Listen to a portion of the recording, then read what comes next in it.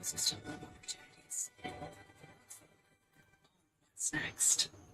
Can I borrow the car keys? Drive safe, bud. Every day, well-meaning people give away access. Can I use your credit card to things they really shouldn't? Yo, it's good. You couldn't do this at home. So why would you do it at work? Zero by Palo Alto Networks is the next generation identity security platform that secures every identity. I can't hear you. That's weird. Control the chaos. Secure every identity. Oh, now I can. Yeah, what up? How are you? It's going alright. How are you? Yeah. Have you been trading alright?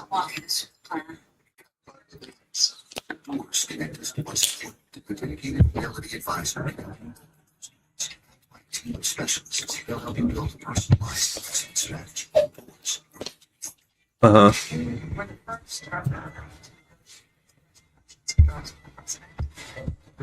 Uh-huh.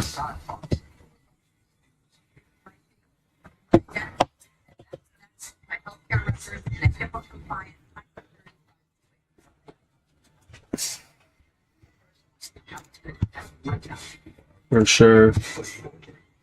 Yeah, I think that helps.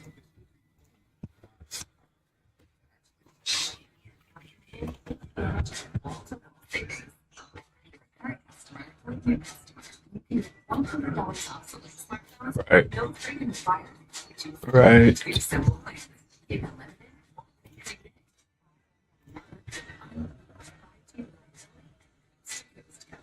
Yo.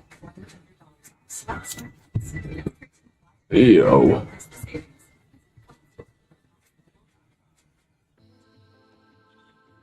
Yeah. Yeah, I'm trying to like find some like fucking chill music that's like not copyrighted.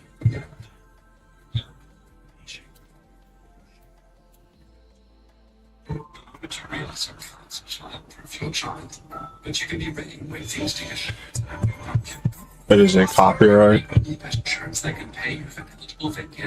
Yeah, it's yeah. Yeah. For sure. Are you gonna trade today? From where? To wrest control of the opening from Goldman and Morgan Stanley and managed to open the stock at Nice. $1 billion valuation too high. Yeah, that's nice. I mean, I would like look to probably take some off before the open. Really be at hand. I would definitely take I would take some partials before the open just to lock in. Like, obviously it can rip in your favor too, but I would just lock in some, because isn't that going to piss you off if you're 15 points in profit, the New York opens up and just comes straight down, tags you out, and then rips up 50 points? Because it's very, very likely that it can happen. Terrific. What I wanted to do was not lose control. Like, if you go back to Maybe 22. Control of somebody that 1999, 2000, and everybody got control, meaning that they somehow managed to get control of where the opening was. I think that Morgan Stanley has very good control of the opening region, and I think that's key, David. I don't know how they're going to be able to kind of stabilization to get it. You know, they can stabilize to reach to the bottom. Just keep the deal from breaking down. Yeah, somehow they're very confident in stabilizing the top. Interesting. You want to make any predictions here?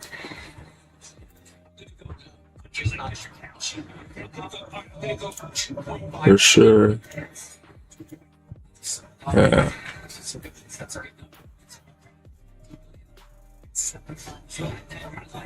We're definitely into resistance here, but if we can push up, we got like $3 more on this SPY, probably. Yeah, I wrote it down yesterday, so yeah, when I think that I just say took a walk and made my prediction. Yeah, Schefter. But, you know, some of them know that. Yes, I know. They won't be, you know, they won't be in the room because it's just saying anything about times from nowhere. Yeah, I mean, yes. Yesterday was a humongous, like a very bullish day, so we could get some continuation here for sure. It does really hurt nice. You're pointing out Astera, CoreWeave, Teradyne, and Rocket going into. Yeah, and the other side, you've got Charter and Amazon and Charter disaster C-scaler. Sorry, David, you're out. It's kind of like, you know, Tom Hagen, they're out. But I do think that I'm surprised to see it. Fucking today's gonna be a huge day, probably. SPACEX IPO. That's the linchpin one for me because they offer very quiet money. Like Elon Musk has that company SPACEX, and IPO is like initial public offering, so that's like when he's going public with it. So it would be like the well, if SPACEX turns out to be a good business, this is like when it's the equivalent of like 15 years ago, 20 years ago, when Tesla was first able to be traded on the market. So like this is the day that everyone can start trading it. It's gonna be priced at $135 a share when they release it at some point today, and everyone can start trading it.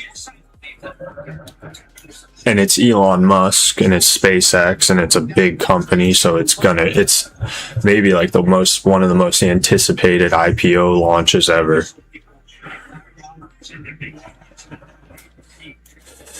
Yeah, who knows? But yeah, I would think probably. But I'm gonna hop off. I was just wanting to come say what up. Alrighty.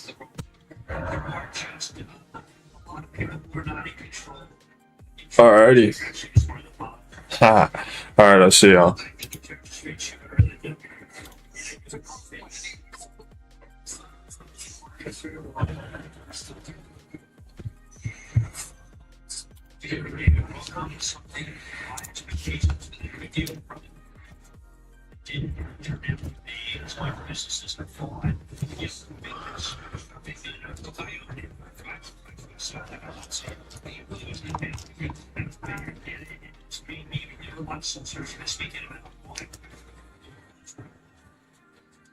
Because I believe that the relationship was kind of that relationship. Google's TPUs were better than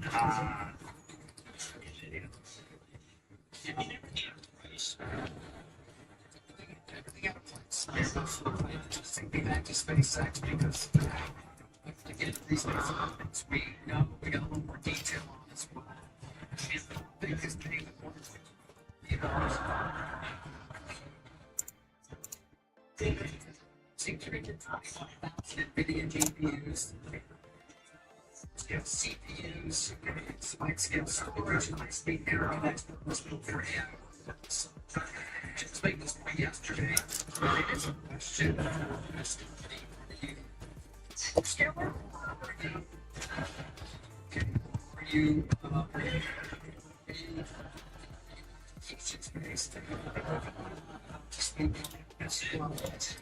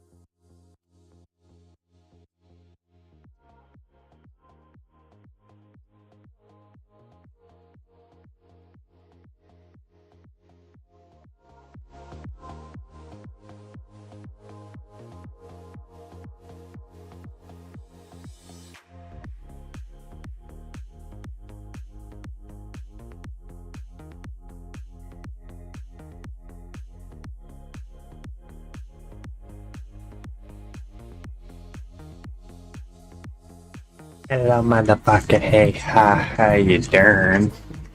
Squeezy ass baby come to take a shit and burn.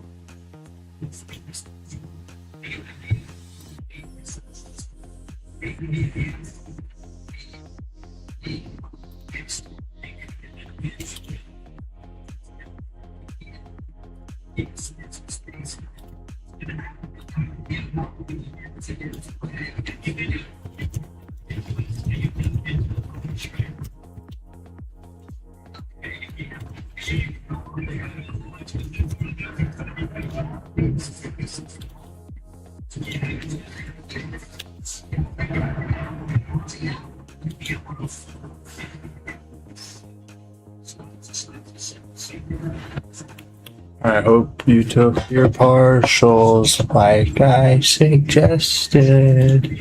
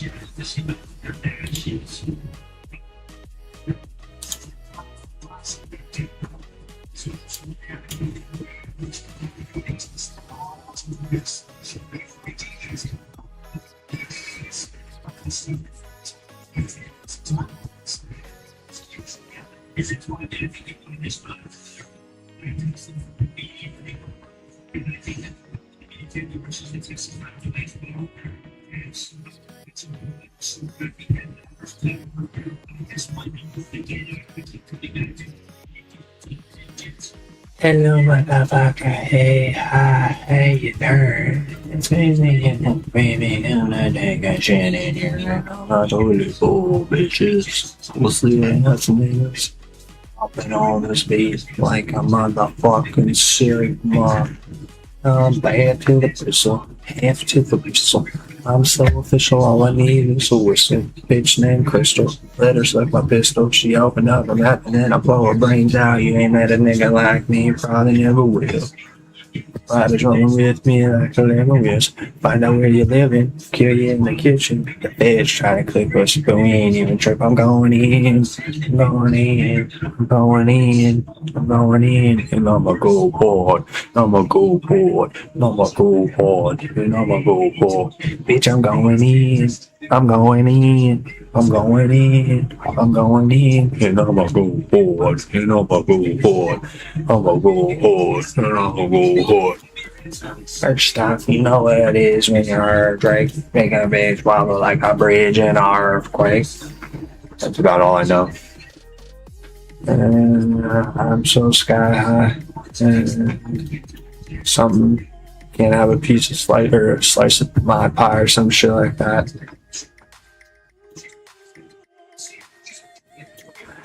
I'm about to be going in.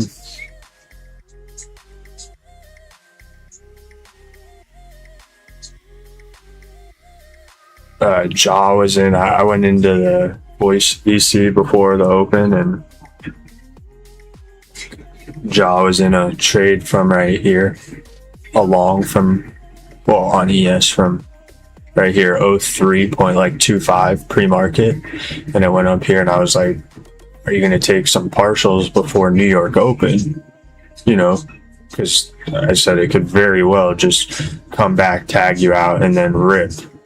You know, I mean, I would take a little bit of partials before, and it could keep ripping, you know, but take some partials. And he said, yeah, I don't know. And then I came over here and I asked him, like, it started to pull back, and I said, did you take partials? Nope. And it came and tagged him out, break even. Like, that would send me on tilt 100%. Like, on MES, you put a trade on at 74.03. It went 20 points in profit, and you didn't even get any profits, bro. That would literally send me through the roof. Like, I'd be breaking shit. Well, no, I wouldn't. Like, I would just put on probably double the size again, like right there, and maybe it would have worked out again, but double the size would have been put on for sure. And in this situation, I probably would have gotten lucky, because I would have been able to catch some of it. But yeah, that would not be chill.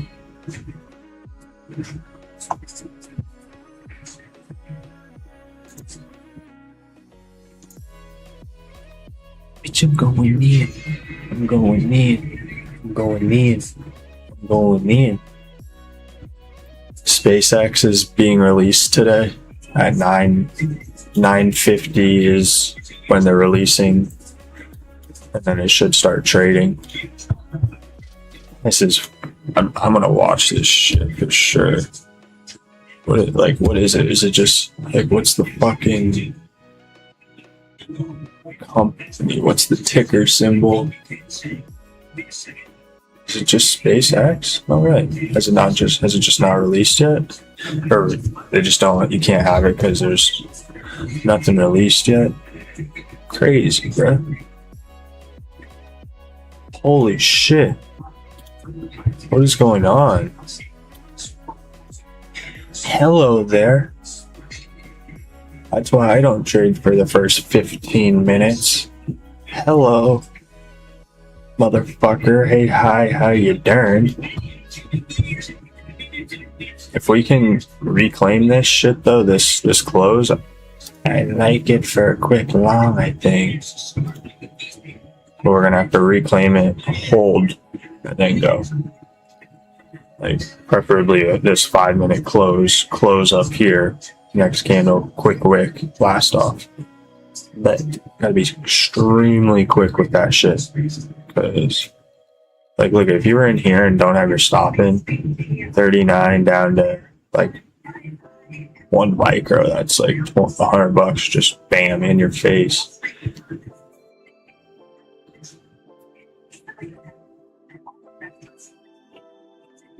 MQ is a little stronger, just like holding up stronger right now.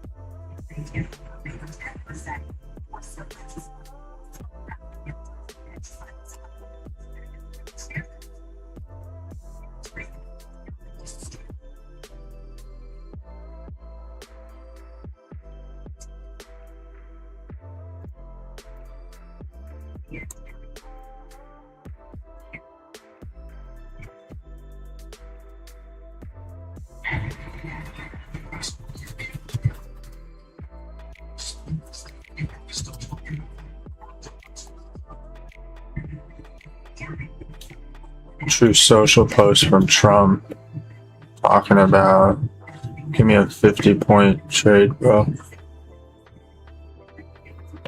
You caught a 50-point trade just now?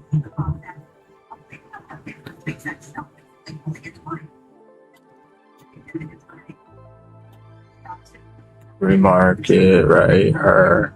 Market low right her, right her. See what happens here.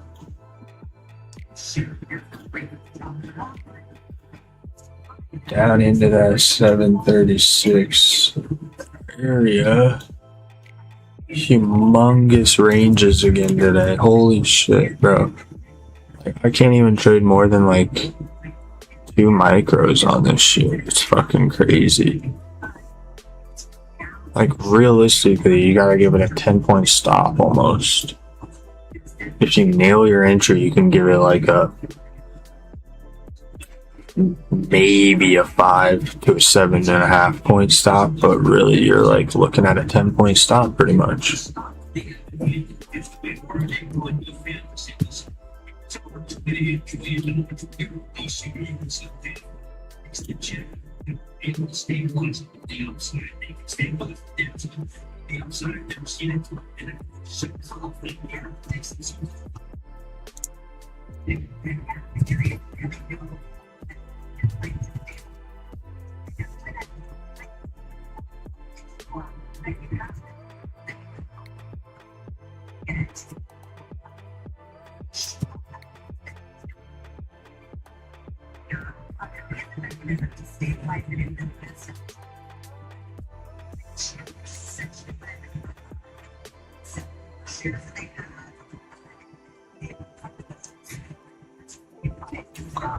I'll give you one on gold. All right.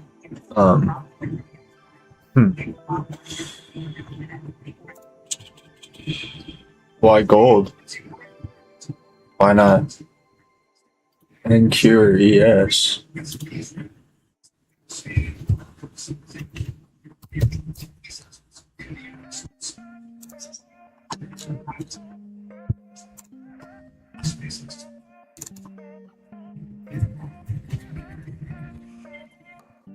Well, let's see what we got here.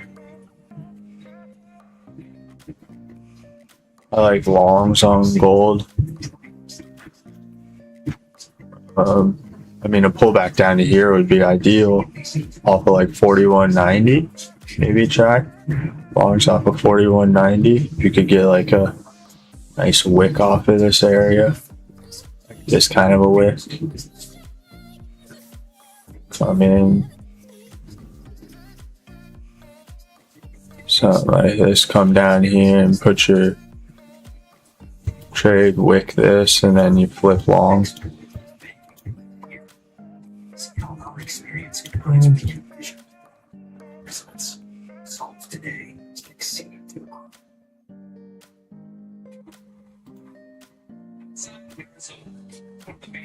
Come down, wick it, boom. Well, yeah, my shit's all different now, so that's not gonna work.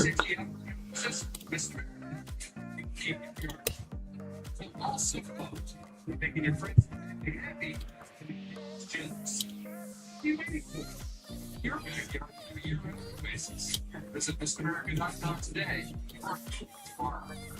Stock market that started history's greatest. You can't fucking make it draw like a straight line or some shit.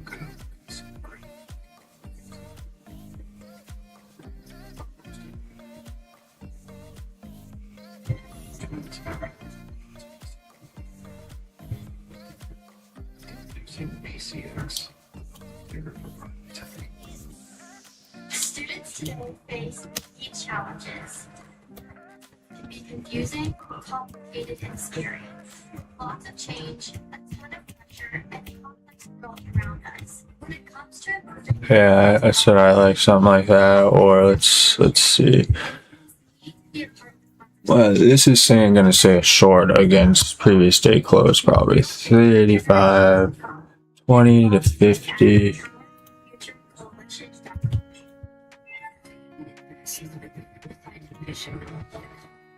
Yeah, 385, 20 to 50. It's saying a short against this area. I was saying a long down against this area. I don't know why this is so off. Pre-market though, like why is the pre-market low so different? Like we're at it right there and then it's lower. It's because it's gonna count it as right here. That's why. Yeah, I like it down here though.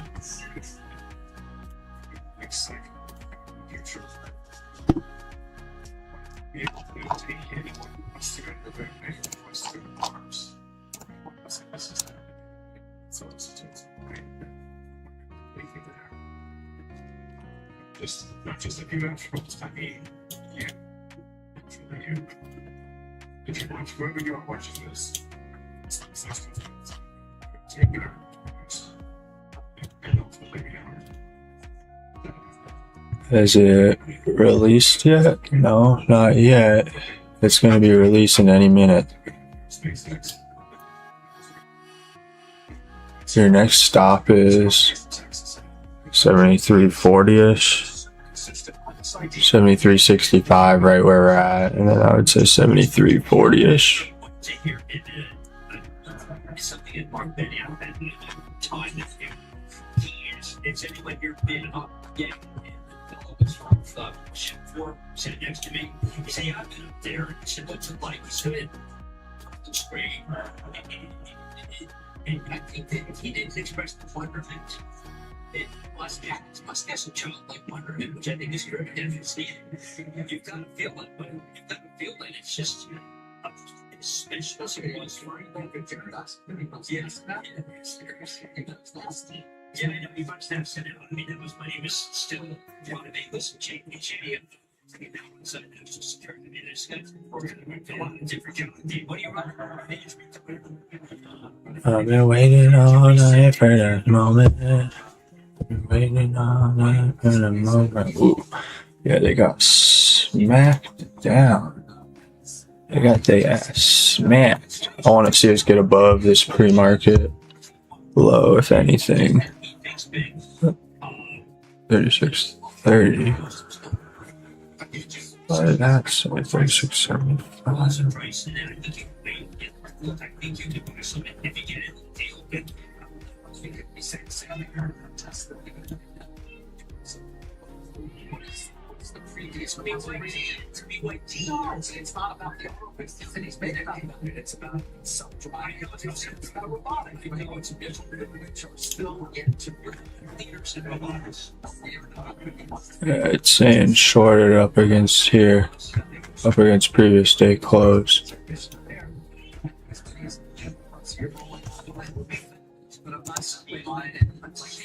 See if we can get a nice buying wick here, like a sweep of these lows, and then reclaim it.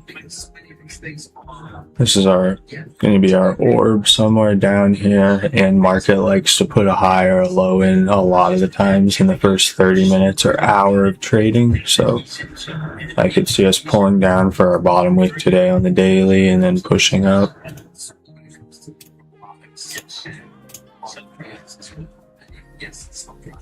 After this day and then pushing up into like the 20 maybe.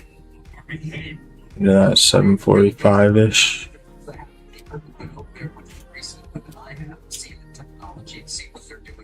Apple fell out of bed. Nvidia. We're winning here. We end up winning in that Tesla.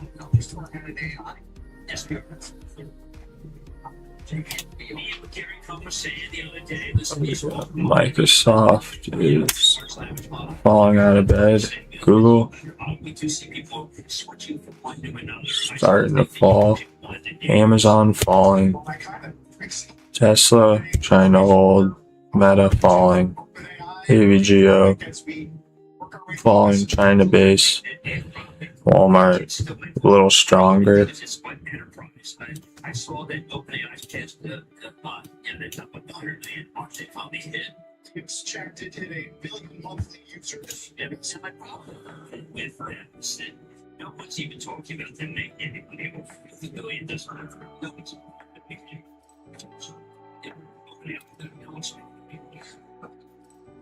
yeah, no, they're not, but it's probably it's scary. They should also be talking about how profitable they are. It won't be that long, many months before we're sitting here talking about how products IPOs might get. I think 3 months now is Certainly during the fall. It's not that. and people should be right now doing business so they can get some in profit. Should they be selling and getting ready for them as well? I think you should get as much in profit as possible. I think it's Yeah, we're that debate. That'll be an interesting aspect as well. Let's get back to Leslie Baker at Morgan Stanley. Leslie. Thank you. Yeah, we're starting to get our first indications now that is open and I'm aware SpaceX will trade. That first indication coming in at $74 a share. That would imply a 29% jump from the IPO price of $135 per share. So we'll continue to keep an eye out. This is just the first indication. It's a very long process. We have likely to go before the stock officially opens. But at least in terms of early indications of the supply and demand dynamic that we were describing earlier, 174 is the first indication. you want them there. If the stabilization came to active stabilization, as people say, even if it's beware. But that's right. This first indication is like this for you to be happy with this first indication. It's That would be that's fast right down the middle. Square and line tool. Apparently, it goes that forcing the stop. It's all we can ask for the rest of the year. It's going to be impossible. I'm not trying to fucking take on that responsibility. Put the whole shirt on me like that. Fuck that. Who do you think I am, bruh?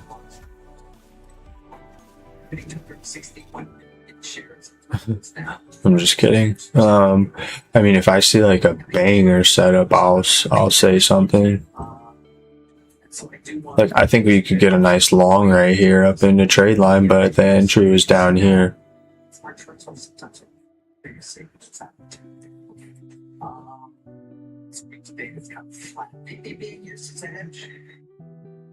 You get back, you can't hear what's 33.6 billion or 61 billion shares of 174. 75 even. So it's gonna turn around like that. Square and line tool. Square. It's a big one. That's what they did. Where's the square?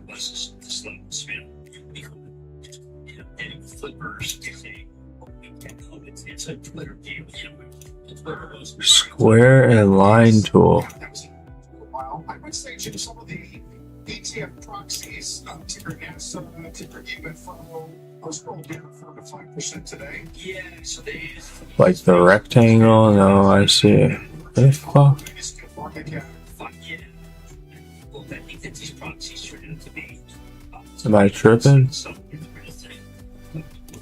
I feel like you mean like the rectangle in the path thing.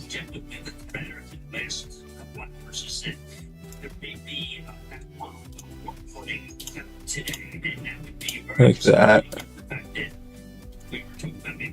But see, like my shit extends over there because I have it for drawing the levels, but Of this, you mentioned it on Sunday. Its complaints that some of the terms leaked by the semi-official news agency in Iran are, in his words, not what was in his understanding, meaning restraining Israel from Lebanon, Canadian contribution of 25 billion, all that stuff. Yeah, it's not shit. No, oil sand, it's over. Oil sand's over. Continuing coverage of SpaceX's public media, including an exclusive with the company's president and CEO, which Sean also be sure to stay with us.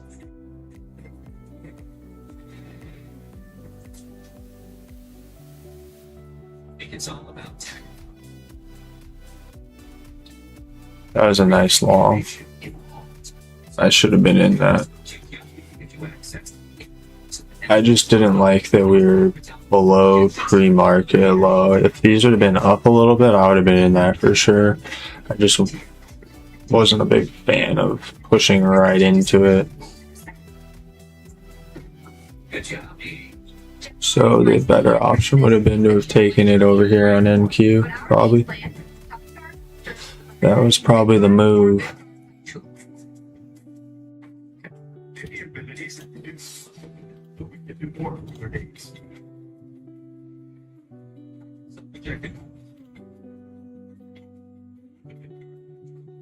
Sorry. Use it with urgent care and breakages. They can increase risk of infection, serious allergic, infusion, or injection-related reactions. Get help right away if you have rash, hives, breathing problems, low blood pressure, fever, high blood pressure, chills or shivering. Just have a vaccine. Alright, let's see this shit, this SpaceX shit, dude. Like, what is it? SpaceX. Oh, I don't know what the ticker is. S P. Let's just Google it.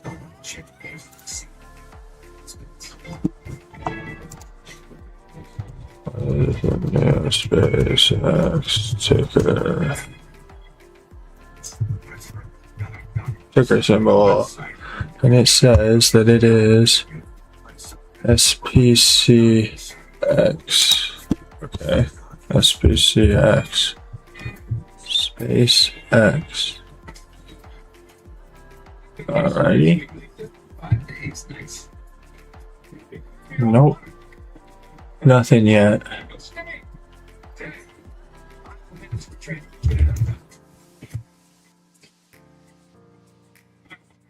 Nada right nada.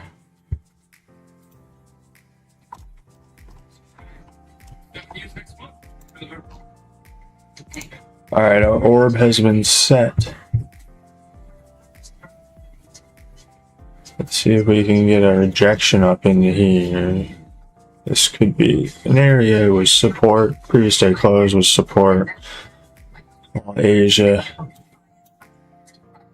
Popped up in London, came down, bounced pre-market. Support. Market open, tried to bounce, sold through it. Let's see if it's resistance now. Let's see if we got some resistance now.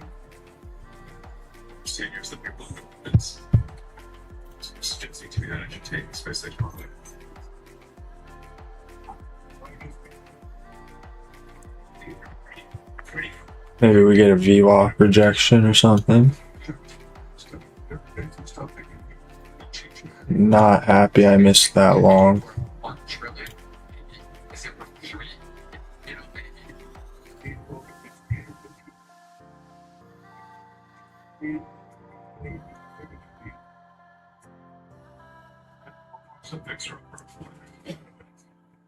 It's got a lot of potential.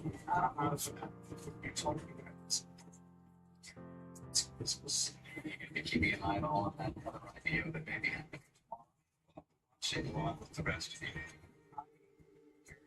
Stay for the future for every entrepreneur.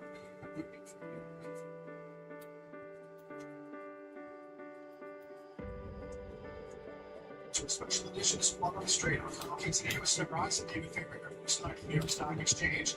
Today, as all systems go, as we await the public debut of SpaceX from here on the street to the NASDAQ at Times Square, where the company is listing Mr. Refiner C. Maloney, and you could bring us an exclusive with SpaceX President CEO Mike Shotwell in just a moment. Let's look at live from the Morgan Stanley trading floor. Morgan Stanley. Really nice bounce. Stop today. Wait to the latest indications. Fresh trades. We get them. Well, reporters looking at SpaceX and Tesla. From Elon Musk to become the world's first trillion. Jay Shotwell, a huge lineup, including some of the company's biggest investors, most important Sean Pryor, to Valor Equity Partners Antonio Gracias, owning more than 7% of the company. And Tradies Management, Gavin Baker. This is a very big historic day as we try to keep an eye dated on some of the headline indices too. Yeah, those investors obviously those percentages prior to the IPO. Those conversations. Elon Musk addressing SpaceX employees at Starbase in Texas this morning. That was just at the opening announcement. Yeah, so it's hard to believe.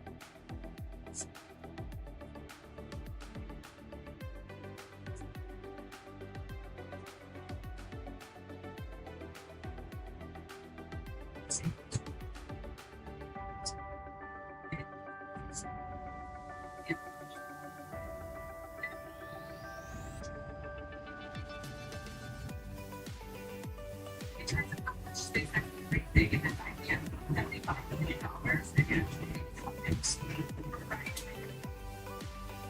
The big shares went up, and so today's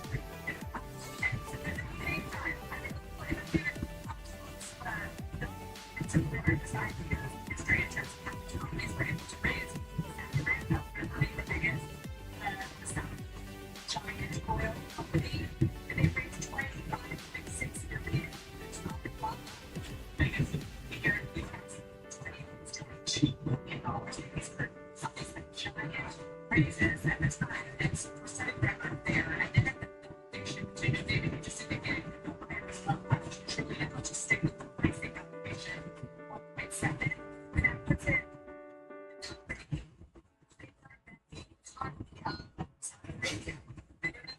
yes, it's so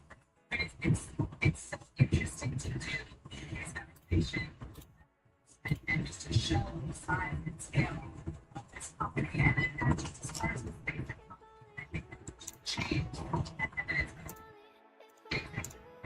here in the data spending that makes up the space economy, that makes up the space economy, and spending. Say $613 million, that's sector is less than 8% of the space economy. 92% is obviously going to be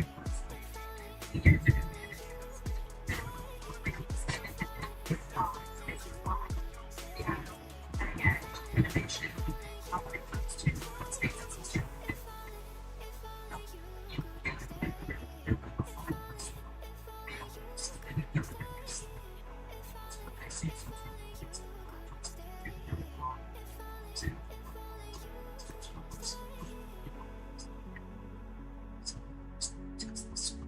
Spaces.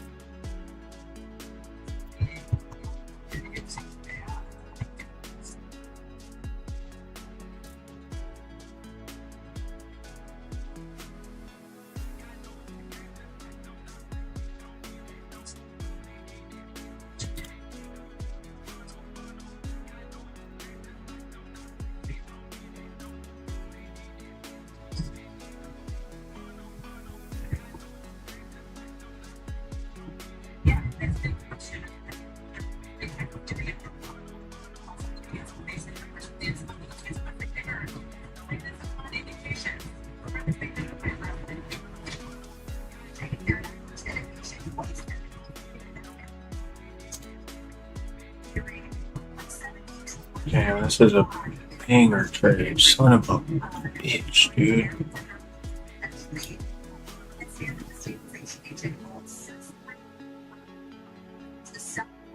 Figure out it's what makes sense in terms of ultimate property price.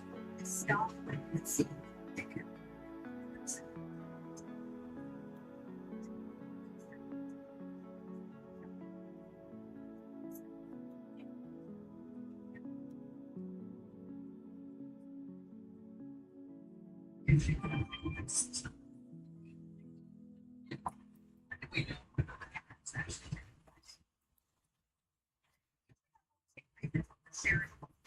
So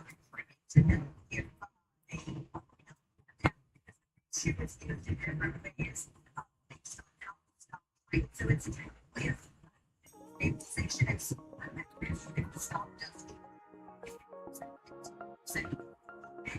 stabilize the stock, stay at trading and the stock comes up and the issue shares to sell to raise 15%.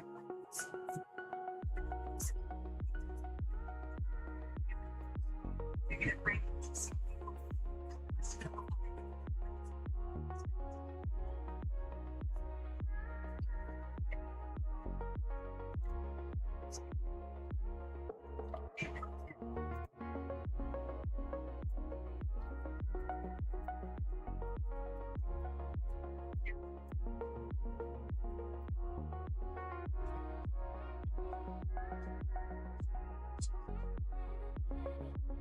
cheers to the example.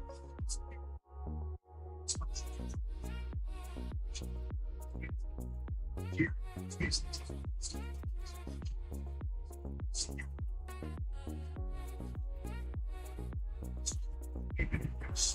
innovation needs space.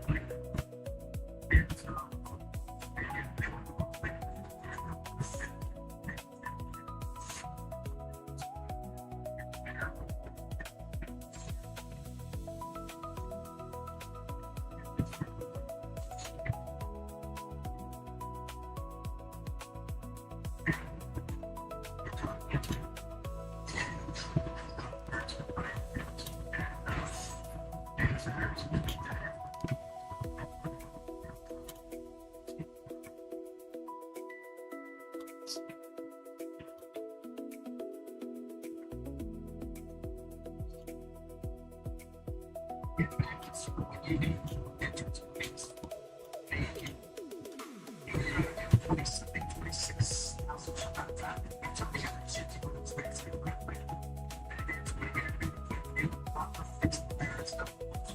It is.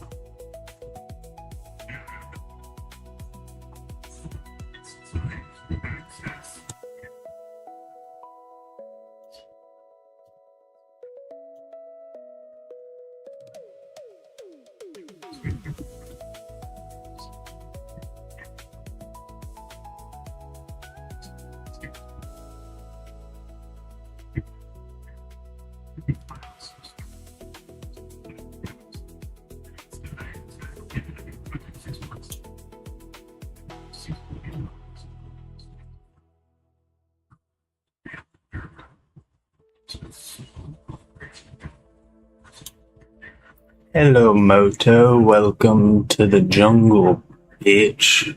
We make money over her. You heard me? You dig?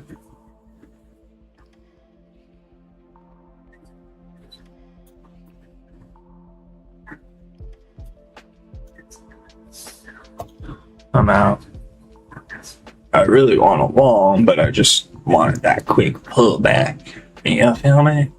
You feel me?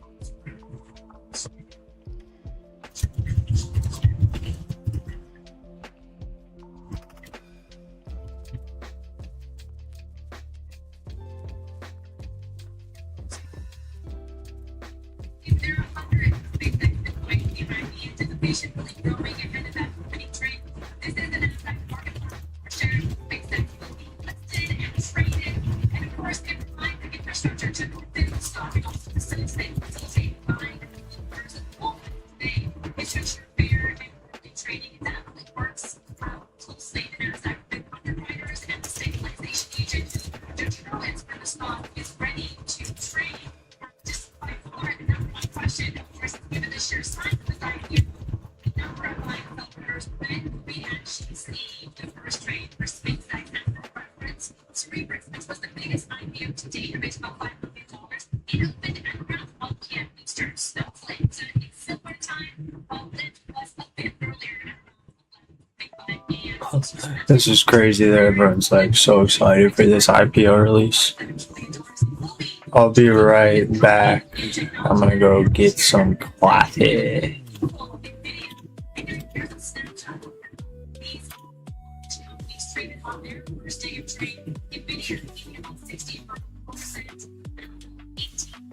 then there's Tesla, Elon Musk's other company. It saw shares gain 3% on its first trading day after the inflation markets are already on its first day of trading. The market is trading 7% chance between 15 to 2. Of course, released in the Nasdaq is 175 stables and give you more details.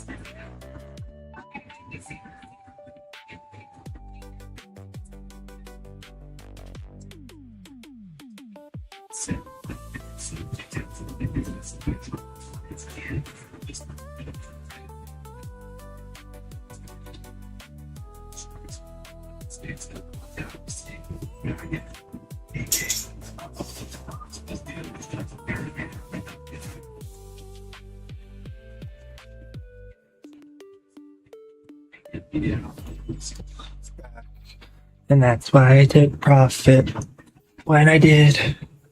Right into VWAP. Alright, let's see if we can get a breaking base over the shit.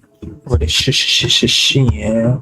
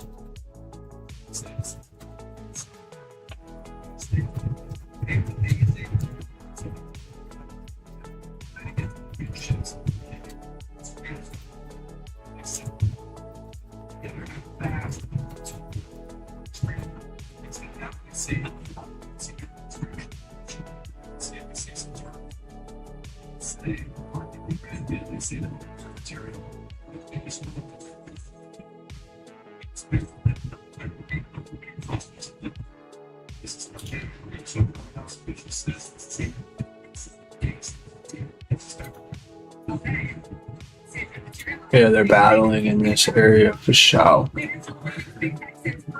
The battles are battling. Price that indicated that it's going to open up at 170, 175. It hasn't opened up yet. That's SPACEX. Apple putting in a really nice bottom looking similar to the overall market.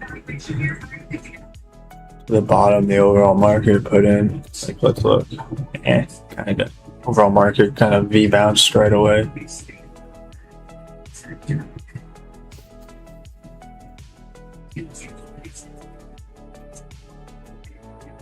This is a big area.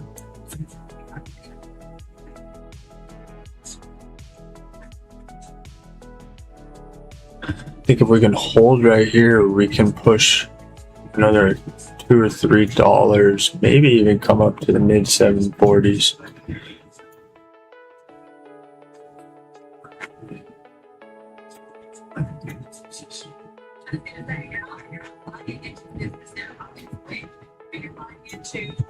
And Nvidia is starting to put the pedal to the metal a little bit. Damn. I'll be right back. I gotta go take a piss.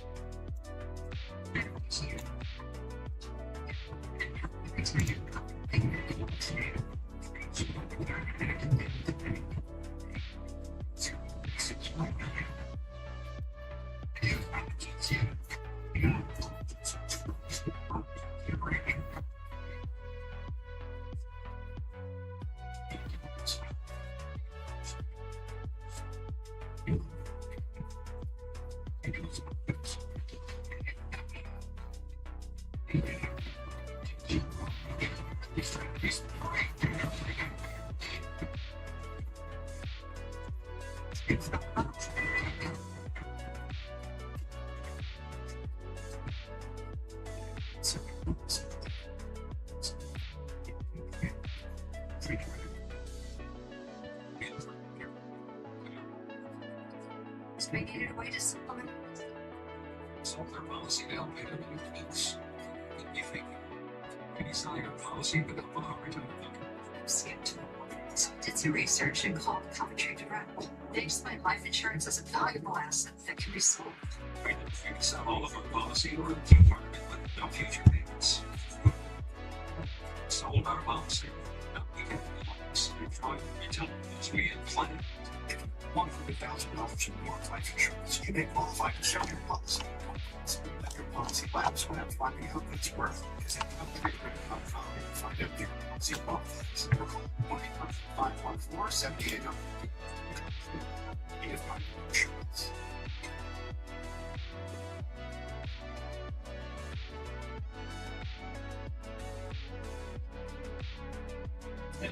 Switch your whiskers and say you're not. Wait, worry about that. So, I feel like teetering on golf now.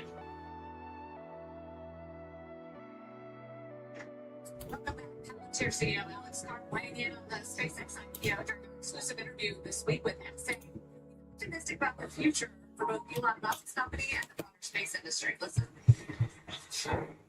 I want to ask you about SpaceX, and it's going public this week as well. And I know you've partnered with them on proposals like the Golden Dome missile protection, and you are working on AI operating activities like links to space. So I'm just curious how you view it.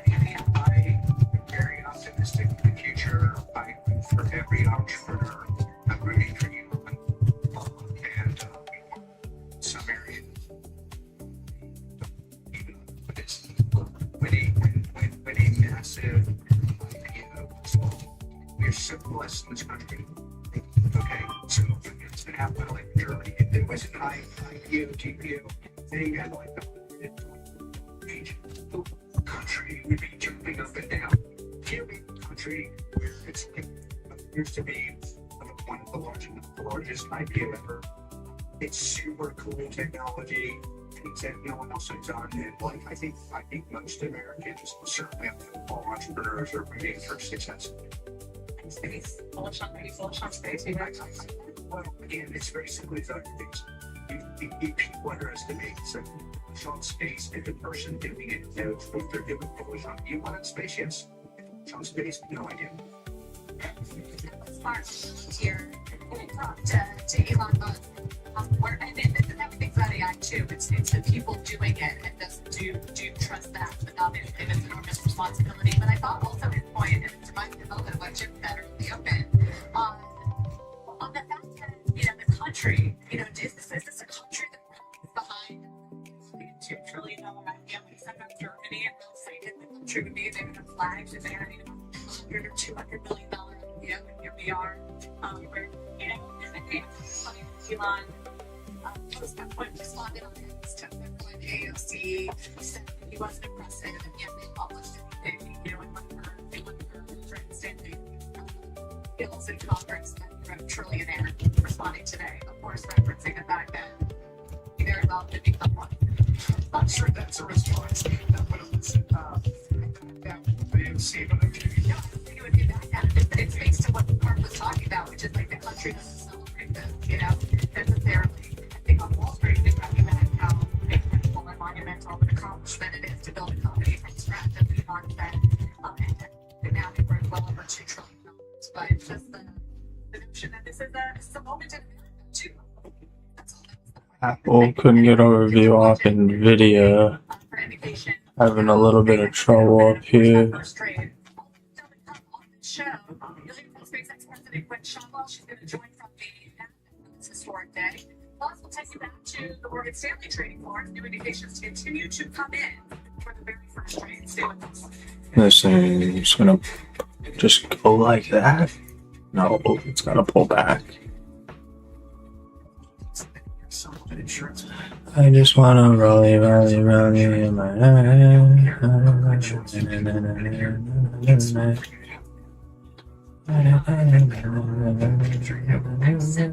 It's really smart. Hey, look at that. You made a great choice for us. It's to see any doctor or visit any hospital that accepts Medicare patients.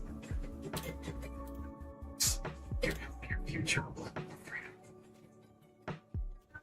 And when I needed a specialist, no referrals needed, right? Mother, I made it to walk my way. Tell your children not to hear my words, what they mean, what they say, mother. either your care costs, your expenses may explain You know, many people are Our savings to do the things we want to do. Shop for a new plan every year. it's right. Once you enroll, it's guaranteed for as long as you keep this plan. Questions? These insurance agent producer. It's these plans smart now. Really smart later. Just ask for this free guide. It's amazing. So it's easy to compare options. Year to year, 84% of members renew their plan. Here's some. The AARP funding. Here's some of my plans endorsed by AARP, meeting their high standards of service and quality. So give your healthcare call today.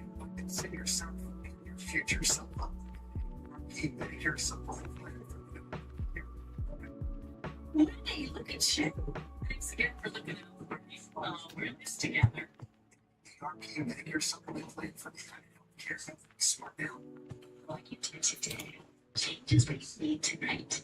Maybe you're getting into something or getting over something. Or hoping making a comeback. Picking it up as you go. Changing days call for changing nights. That's why the new comfort mattress from Sleep Number adapts to your changing life. Softer, firmer, personalized comfort night after night.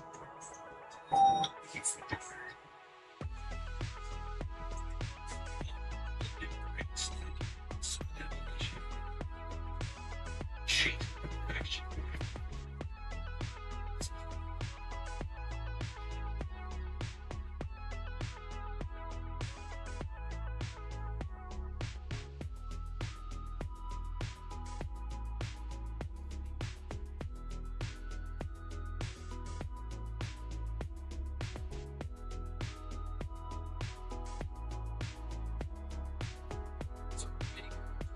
SpaceX. It could be a while. Let's get to orbit where the G is up and take it away. All right, David, thank you. Yes, I'm here at the next second. Historic day, historic IPO, and just really incredible to be here with you. IPO pricing $135 per share. The offering size kept the same. Why do that when there's so much demand out there? According to my colleague Leslie Picker, 5 times oversubscribed. But not everything has to get done on the first day, right? I think there's opportunity as we proceed down the path. Okay. So you left capital on the table when you see indications of $7,275 a share. The book that we set up that we've been working over the last couple of weeks is really a great book. We're really looking for investors that want to stay with us for the long term, and I feel really proud about what we've done. Yeah, I mean, as we mentioned, this is a history-making offering, major milestone. There's lots of debate about stock valuation. Even as I think most of the first Wall Street initiations have been very bullish, but we see as the key metrics that investors need to track as you and Elon and the SpaceX team realize this future. So, folks should be watching how we're doing on Starship. They should watch consumer growth on consumer and Starlink, Global. We've got the graph, we've got AI, we've got coding. There's a lot. There's actually a lot going on. I haven't been talking about it before, so just to keep going with the conversation we had last week, Elon unveiling the AI-1 data satellite. We've also getting some reports that SpaceX could begin testing orbital data compute as soon as next year. We will be launching the full AI-1 satellites late next year. We're going to be putting compute on some of the stuff in broadband and the stuff in mobile satellites prior. We want to make sure we understand the operation. We love doing kind of community sets and community work before we fly the real thing. Yeah, we've talked about that as well. In sort of this iterative design process and this idea of flying before even testing. Since you and I last spoke as well, you inked another compute deal, Google, as on top of the one you did with Anthropic too. Should investors see SpaceX as an emerging competitor in this new cloud environment? And when it comes to the terrestrial AI data center compute buildup that we're seeing from others? 100%. We are builders. We build our own launch vehicles, we build our launch sites, and we're building data centers both on the ground as well as in orbit soon. So I think of ourselves as an infrastructure company. We talked about it, capital intensive, and these types of investment cycles before.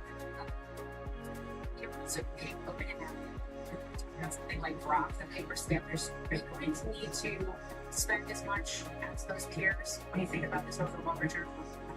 Our use of compute is pretty efficient, so I don't think we'll have to spend quite as much capex as they are. And we also demand that our computers are quite efficient and critical as well. So I look at this way. No. Maybe perhaps some of the things that gets missed at times in the conversation is that there's some of these other companies, very software specific engineers and folks at the helm, but you can also expertise and manufacturing expertise too. I think it's incredibly important, and in fact, we've brought some hardware focus, those software focused folks, and we brought them over to XAI, and they thrive there. Actually, it's a new thing for them to work on and to learn. Building launch sites, building rockets, building AI compute, building AI. Space is hard. It can be risky. Case in point, unfortunately, what we saw with the largest inflow rocket on the launch pad a couple of weeks ago. What do you see as the biggest risks for the company both short-term and long-term? Yeah, that's a great question. There's not, I don't think there's anything sitting in front of us that I'm super worried about. I don't see any technology or any endeavor that we're looking at doing that I'm afraid to do. I'm worried about those, but it's not about the technology. It's just, you really don't want to. Those launch days too. Yes. What's it going to take to ultimately realize and build out this $28.5 trillion TAM that has been identified in perspectives. So I think if you think about just people using AI, it's hard to get to those numbers. But if you think about digital humans, think about humanoid robots, you think about all cars on the planet eventually being built compute and all this need for compute on the ground kind of distributed across the globe. They all need to back home. So I'm very excited about really the combination of that plus the need for all using the start. I want to go back to second risks. Yesterday, Iran State Media reported that Iran is targeting all interest related to I do not want to be in that shit.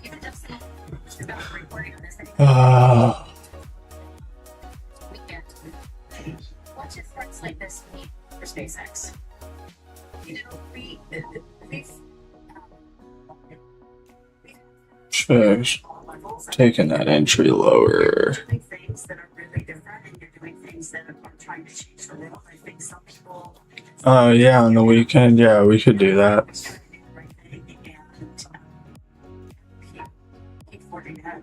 Well, and SpaceX is a big and growing defense contractor. It's one that contracts across all the segments. So I'm not sure whether it's Starshield, which is an national security enables Starlink, or Grok being used on classified networks now. So, do you think about balancing that government business against the commercial ones to support our government? Like we're a company of patriots. Sure. Access to GD and the best stuff. And I think we can find the best stuff. Military exports in terms of what it's doing in the warfighting domains. And just to something Is founder, CEO, CTO, chairman of the board, Elon Musk. What's something that is maybe Yeah, we could do that. What time is it for you right now? Wall Street and Main Street? he's very misunderstood across the board. People familiar. In fact, he participated in some of the discussions that we had. We had that both the last couple of weeks with investors, and the investors left saying, "Okay, no idea that is the man. That's the man who worked for 24 years." I love it. Video just couldn't get up over that pre-market high, initial morning high. Same with the SPY. NQ's above it though. He's trying to make space open for this IPO. Let's see what the Q's say. And participated in the retail level. The traditional retail. Oh, 8:11. Oh, so you're like on that half-hour difference. Okay, so you're basically 12 hours ahead of me. 11 and a half. So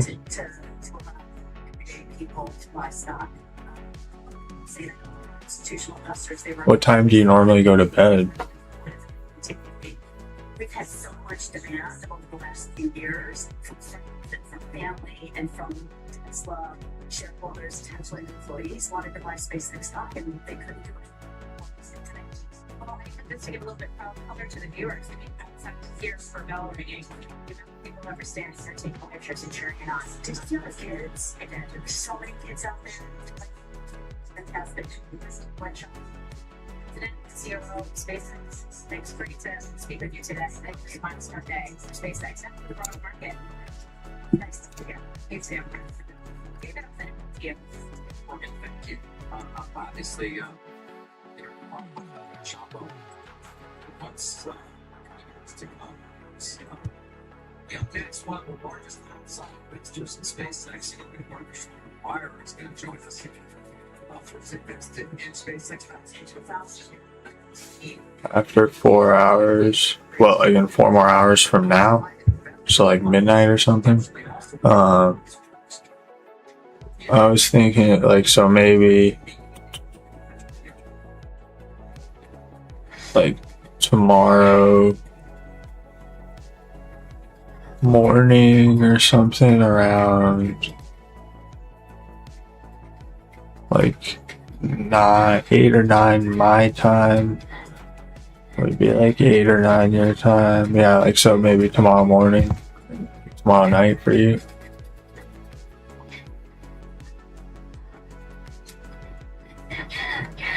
Summer's best. Perfect to pick for you. Target.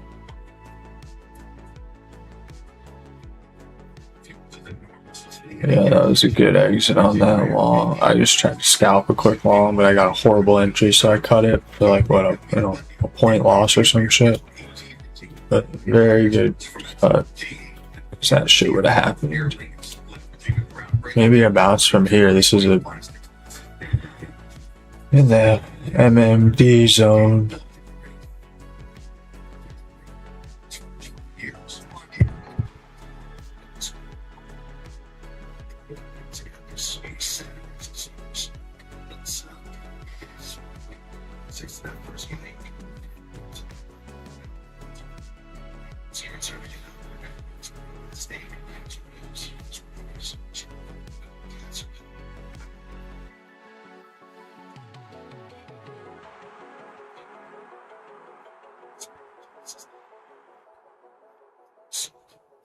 Watching this, a healthy dog is being killed. The big foundation spent billions on salaries and overhead, and not enough on saving the dogs. IPO was founded to change that by legendary activist Carl Black.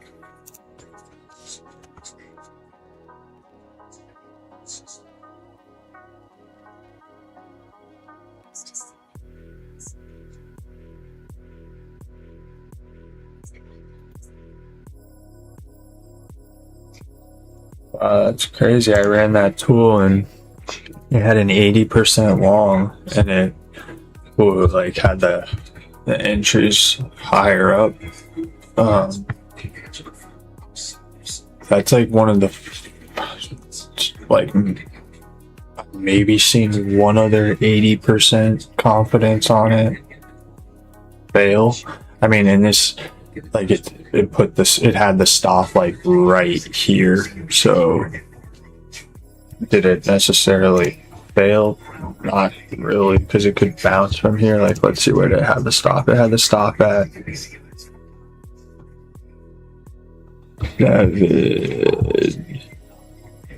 yeah, 7:16:10 to 7:15:80 on the Qs, and like we came down to 7:15:65 ish. So like right there on the border of it. But yeah, I don't see that very often when it has like 80% confidence. It's pretty fucking spot on. Yeah, so this is a failure. You'd call this a, well, I guess we have, well, I want to see us, if we flush through here, I would say that's a failure of the trade plan. That would be above a $2 trillion for SpaceX. It was swept up. But now it's saying it's on SPY 75% long for, yeah, from around this area. Yeah, so now that's a failure. That plan failed. That's crazy. You don't see that very often. Just getting adjusted to the audio. Thank you for having me. It's an honor to be here. It's been an exciting day. In the background, I think you can see the pad, which I think, even if we're talking about the share price, this is the company that has the most important mission of any company I believe in history. It's just an early milestone. It's the beginning of the first, it's the end of the first chapter. And next phase is we can use our ship to try to build infrastructure all around with orbit, explore the stars. Hopefully, your grandchildren, my grandchildren get to do science field trips on the moon someday. In terms of the share price today, look, it's really tricky where things will end up. But it's really some really intermediate milestones for the company. So, I'm talking about 10 years from now. Well, on that note, then, I mean, Sequoia is a company, by the way, you've done what you're supposed to do. You invested wisely a long time ago, and far. Yeah, wow, that's literally like one of the first ones I've ever seen. But yeah, I can like message you in the morning to confirm or whatever. But yeah, we could. I have some time tomorrow morning. We could do something, and I may will get up earlier too. So like it could be even earlier, like around 7.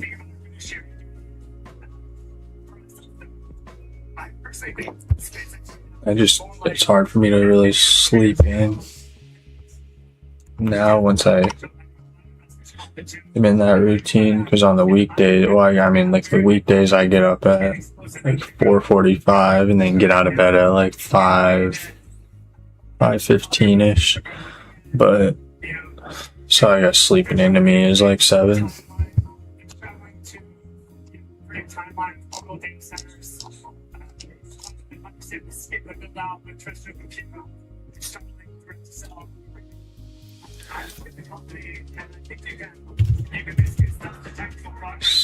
Space.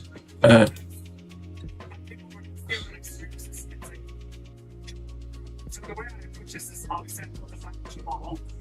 don't know how these people, like where you go to get the fucking info that they're talking about. Indicative price of that. Like where, like, how do you do that? Alright, let's see. Where to go to indicative price of this IPO. Live. Oh, that's not fucking right.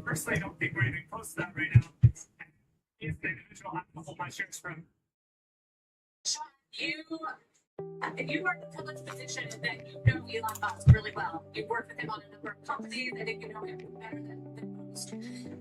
Yes, he's a young guy, but I mean, people aren't talking about the key man risk here around SpaceX. We talked about it with Tesla, and it came up again when Musk was working at the White House. But what would you tell investors today that are wondering whether that makes a $2 trillion company? Yeah, I wonder if the overall market will react to it.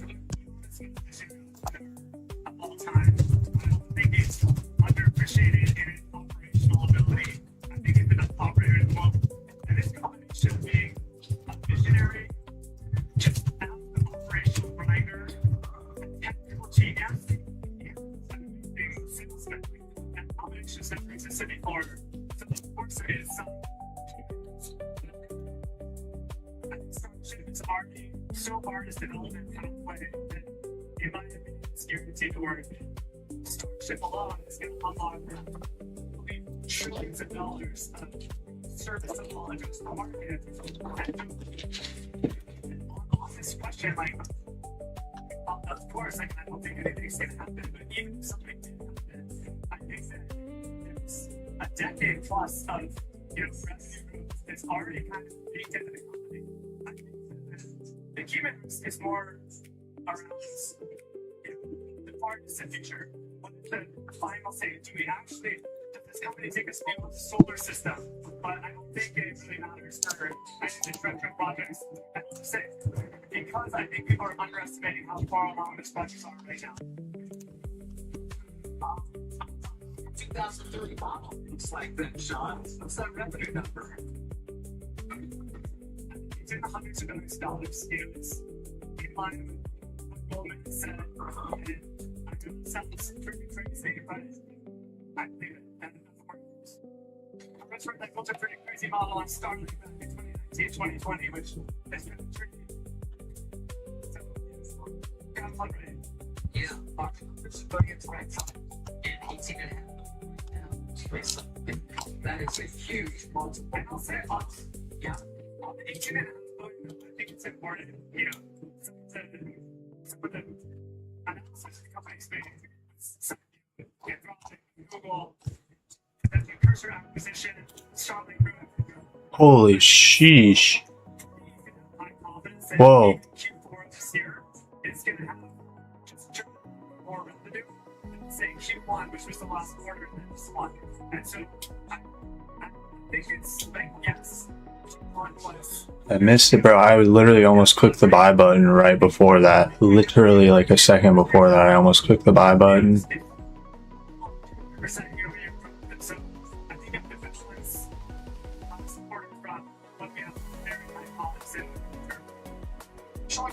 Can you talk about the evolution of the investment thesis? The initial Jeez, that's news for sure. flywheels that kind of erupted between then and now, and what does that possibly mean for the coming years? So the initial thesis was obviously Elon and an Oscar. So was argued and along with Elon and how essentially was what was happening in 2020 this. Damn it. That was the long right there, and I literally almost, like, I was a split second away from clicking the button, like,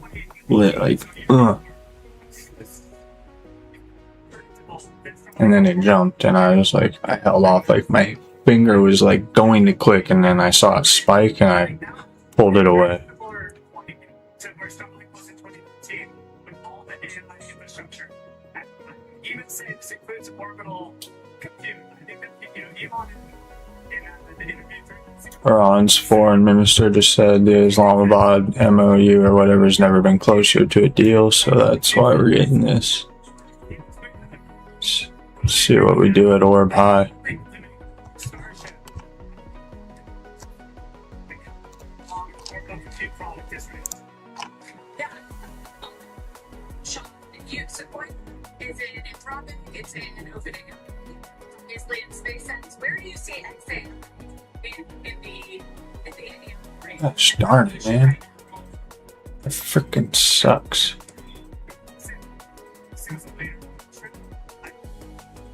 Brother. It's unbelievable. It's not far behind. SpaceX AI. So your vision is to manage will be before the computers coming online soon. Team, especially with the cursor opportunity, faster on the side. I feel like it's going to happen with confidence for example on the model side. Extreme confidence. Shooting two on the side. 739. What does it say? 7 what? 7. What is it? You really think that's a number that makes any sense?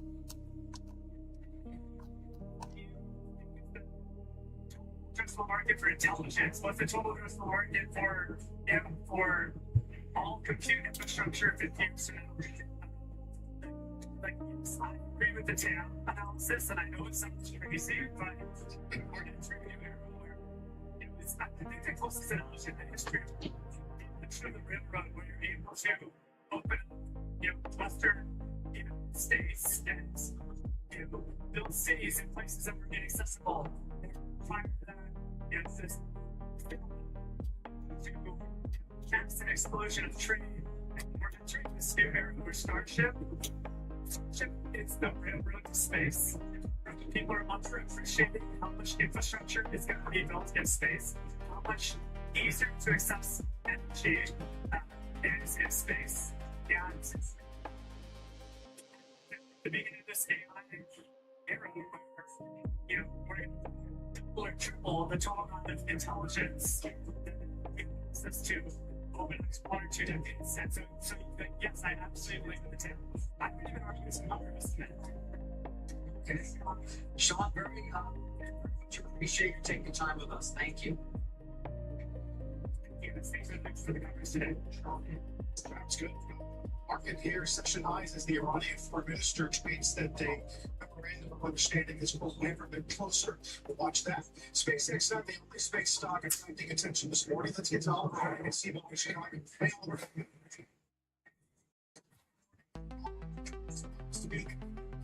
SpaceX proxies for this morning, but stocks are getting dumped as the real deal buys.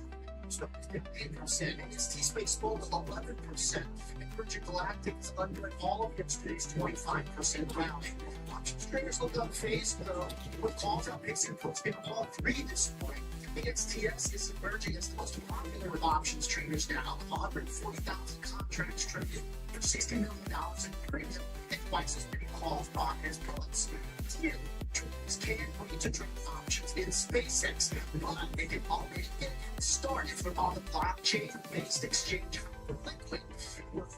Futures contracts on SpaceX are trading around $174. That's price transparency.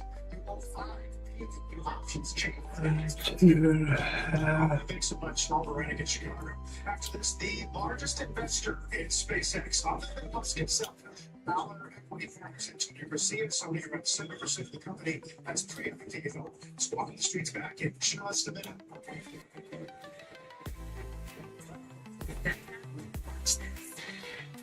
Found helps adults build things. Watch this. So you don't get into that building where you start anything. Take that.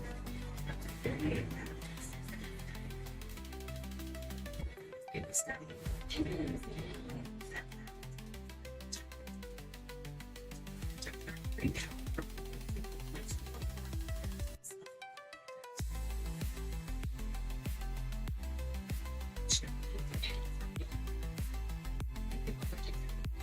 Yeah, for sure. I'll let you know.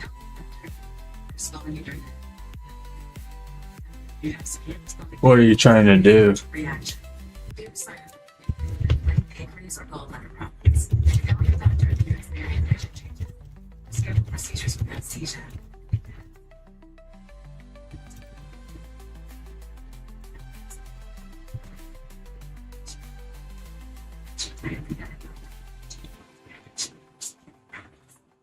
Your doctor about setback.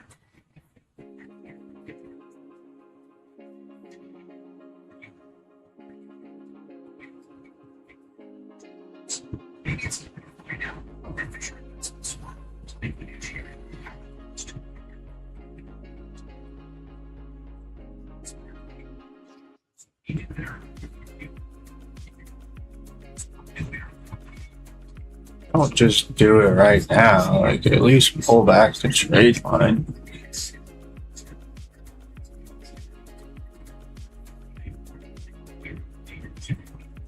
Maybe a pullback from pre-market high before we try and push.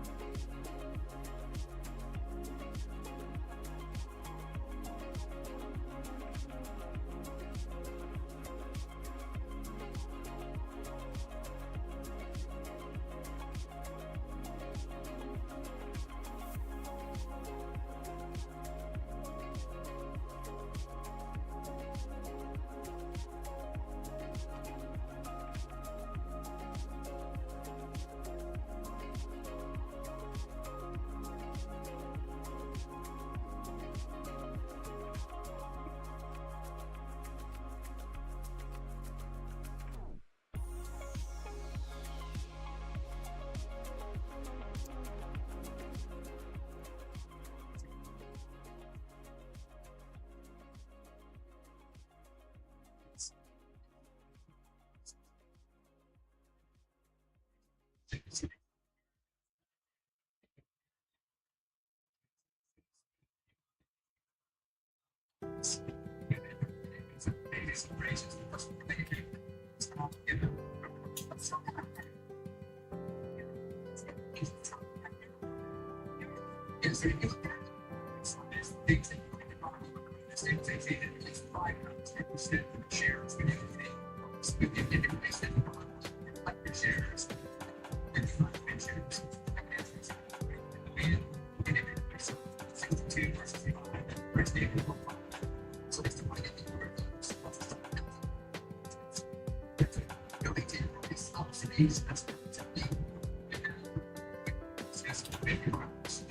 it's a 1% tax market cap, a stress test, what it brings to sure today's that's the metric.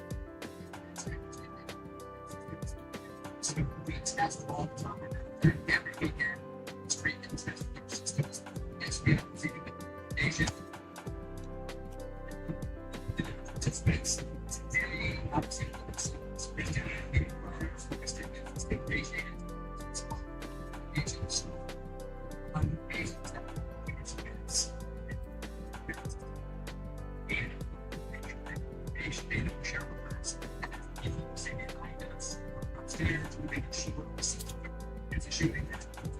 surveys that there was a bounce roll that SpaceX did.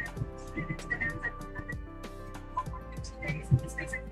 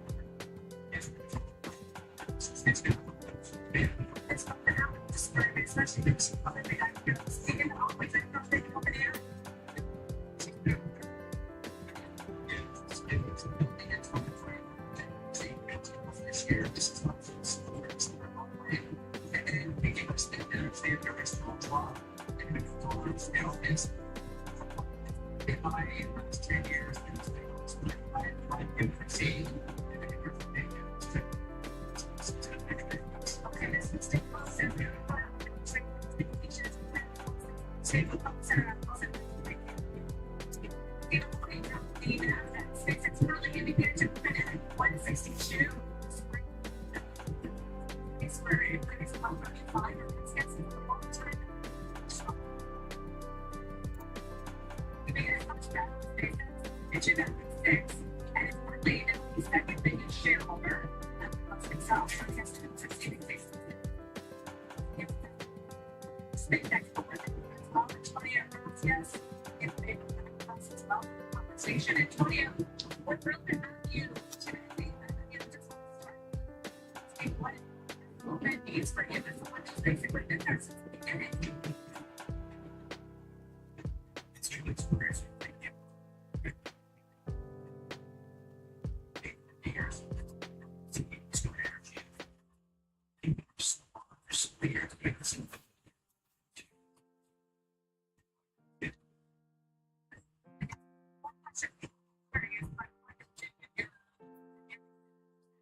Which is said to be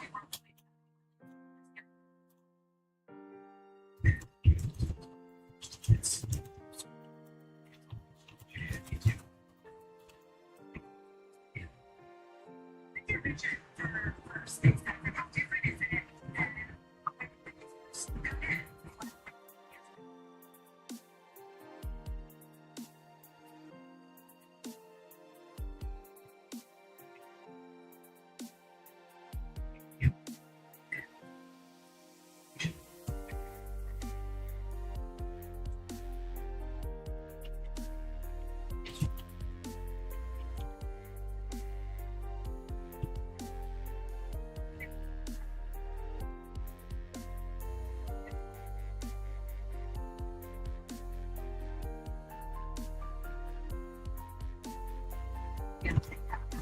Together.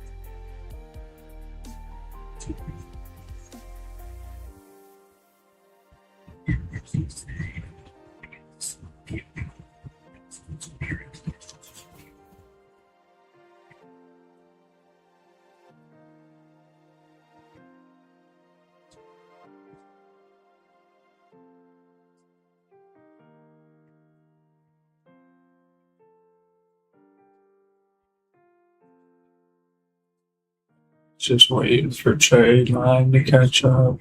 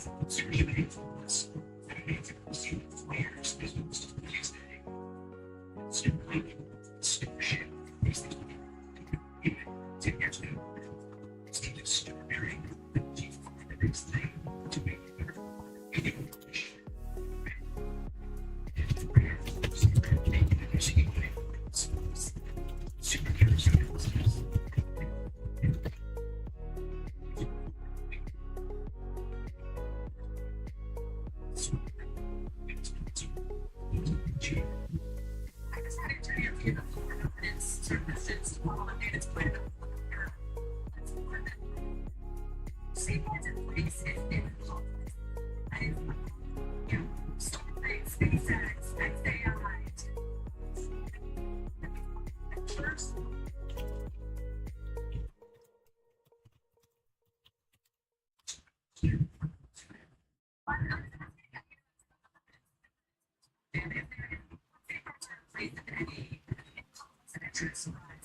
Various businesses that have control. These, they deal with the government, Tesla, SpaceX, XAI, and they're all the game is a really incredible future. So, to deal with any potential conflicts.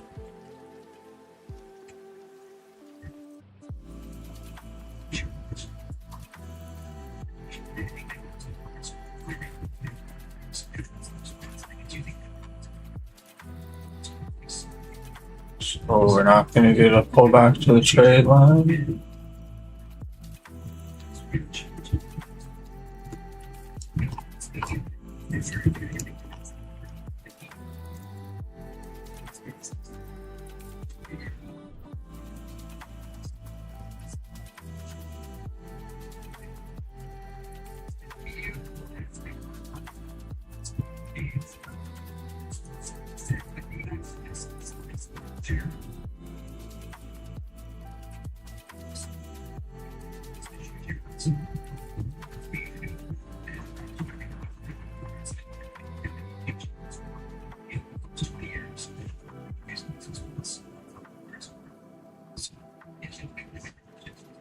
relationships here.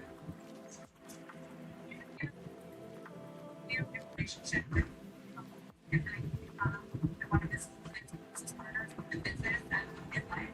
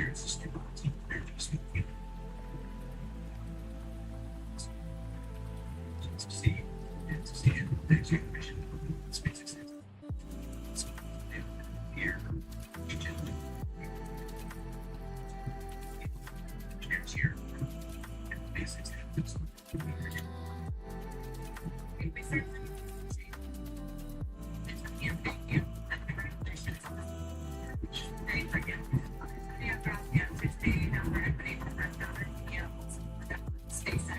You're getting some breaking news here.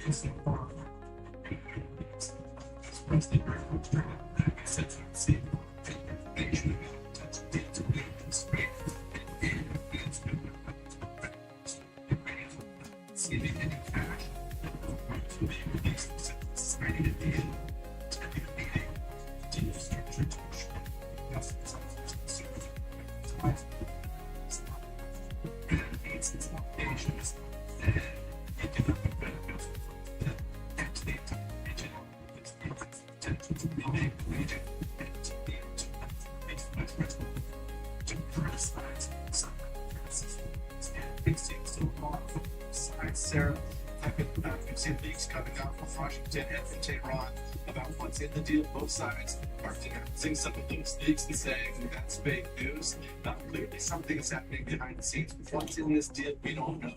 How soon that means the Strait of Hormuz might be open, we don't know. How soon oil can flow as a result of that, we also don't know. There's a lot at stake here, Sarah. To mention where the Israelis sit in all of this morning, and I see the tape. Some news that perhaps the Israelis are going to simply trust in the president that remains vigilant on the nuclear issue. Yeah, and we'll see. I mean, you saw J.D. Vance's social media post there suggesting that the nuclear issue details they are being addressed in this agreement. The initial leak from the Iranian side barely mentioned the nuclear program at all. That gave ammunition to a lot of critics of the deal. They said, wait a second, if the president went to war to stop the Iranian nuclear program, what we see so far doesn't say anything about that. So they said, well, that's just the Iranian leak. Wait until we release all the details. So we just have to wait and see. Yeah, see what oil's doing. I'm responding here back below 85, pretty much the lowest levels of the session. Thank you, Janet. Talk to another major shareholder for SpaceX. The trading management's getting bigger. Just a moment. See, the aerospace company industry joins us. Also, the former CTO at NASA. So we'll discuss Elon Musk's space ambitions and what's realistic as we await the opening trade here on this historic day. Rock on the street. We'll be right back.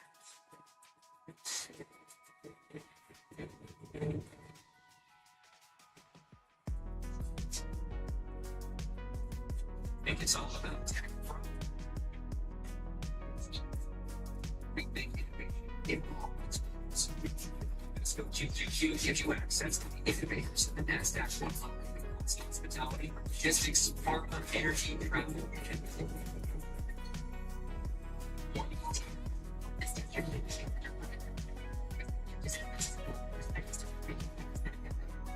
Treatment of gastrointestinal tumors is unmet gene enter clinics.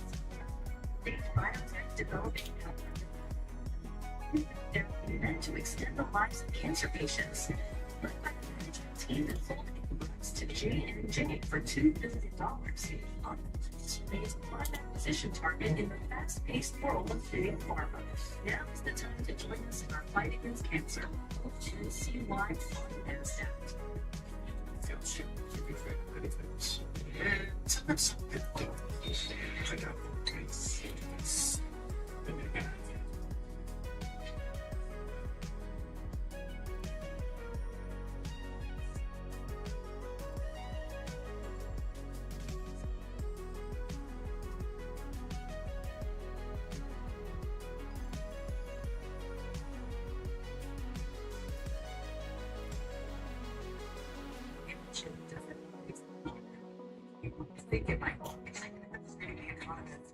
The cross bus trips and companies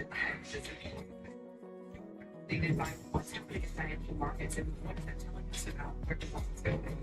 What's to democratize access to that information and it's their lives today and in the future. That's what drives me. I love being part of this. We plan it down to the tiniest details. And unlock your personal guarantees. Your price stays the same. Even when everything else changes. We also give you free Wi-Fi equipment. Not that that's 10% off for some else. And level deposit and all things the same. Keep buying. Dude, this thing is not gonna fucking pull back. This shit's gonna piss me the fuck off. Alright, sounds good. Yeah, I'll hit you up. This is some fucking horse shit, bro. Like, fucking. We're not even gonna pull back here to the trade line. We're just gonna fucking grind up. I fucking hate the market when it does this kind of horse shit.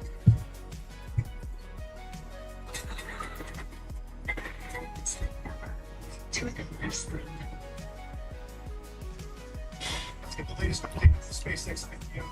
Any ship ahead of the first trade. Morgan Stanley's trading for monthly. Per unit is about $160. Usually the it's only a $5 rate. It's kind of the process moving down until the stock actually goes open. Morgan Stanley announced it based on all the information come on. that they're seeing in terms of investors who want to buy and sell the rate accordingly until they feel comfortable in terms of which price they want to actually open this stock for trading. $160 per share would imply a 15% drop and $2.2 trillion market cap for SpaceX. But we're of course going to continue to keep a close eye on those indicative ranges as we get closer to that opening trade, guys. Some early indications what's low for the 70s now down to 160. Are we actually serious right now? It does feel like it is a picture of relative stability coming into today. It seems like that at this point in time. Alright, well, I just need to get into this shit. So, this next candle, when it pulls back, I'm getting in. Fuck it. And I'm gonna average down. The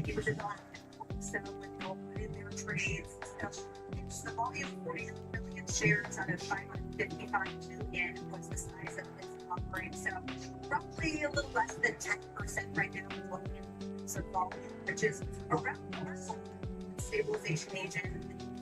This is fucking crazy, dude.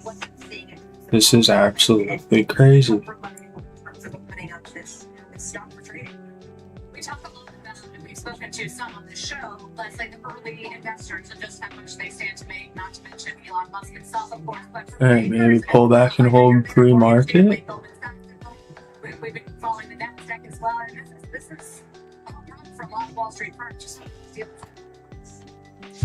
Yeah, well, the total people this morning in the market perspective is $100 million total So the two main book runners, Morgan Stanley Review, Goldman Sachs are each taking home $100 million. And then the other lead runners, Citigroup, JP Morgan, and America, each taking home about $75 million. So that's pricing about 85% of the people. Now the spread itself is 6-7%. That's below what we have seen even for bigger deals, but it makes sense that $100 million is going to be it is willing to show out in terms of it's just from the operating side to get spring. Leslie, stay close. Stay very, very close. Leslie Kendrick, Morgan Stanley. Not going anywhere. I think about it. Meantime, SpaceX President CEO Blake Shotwell sat down with Morgan Brandon last November, saying the company does not expect to spend as much capex as its competitors. I think our use of compute is pretty efficient, so I don't think we'll have to spend quite as much capex as they are. And we also demand that our infrastructure and efficiency code as well. So I'm welcome to this way.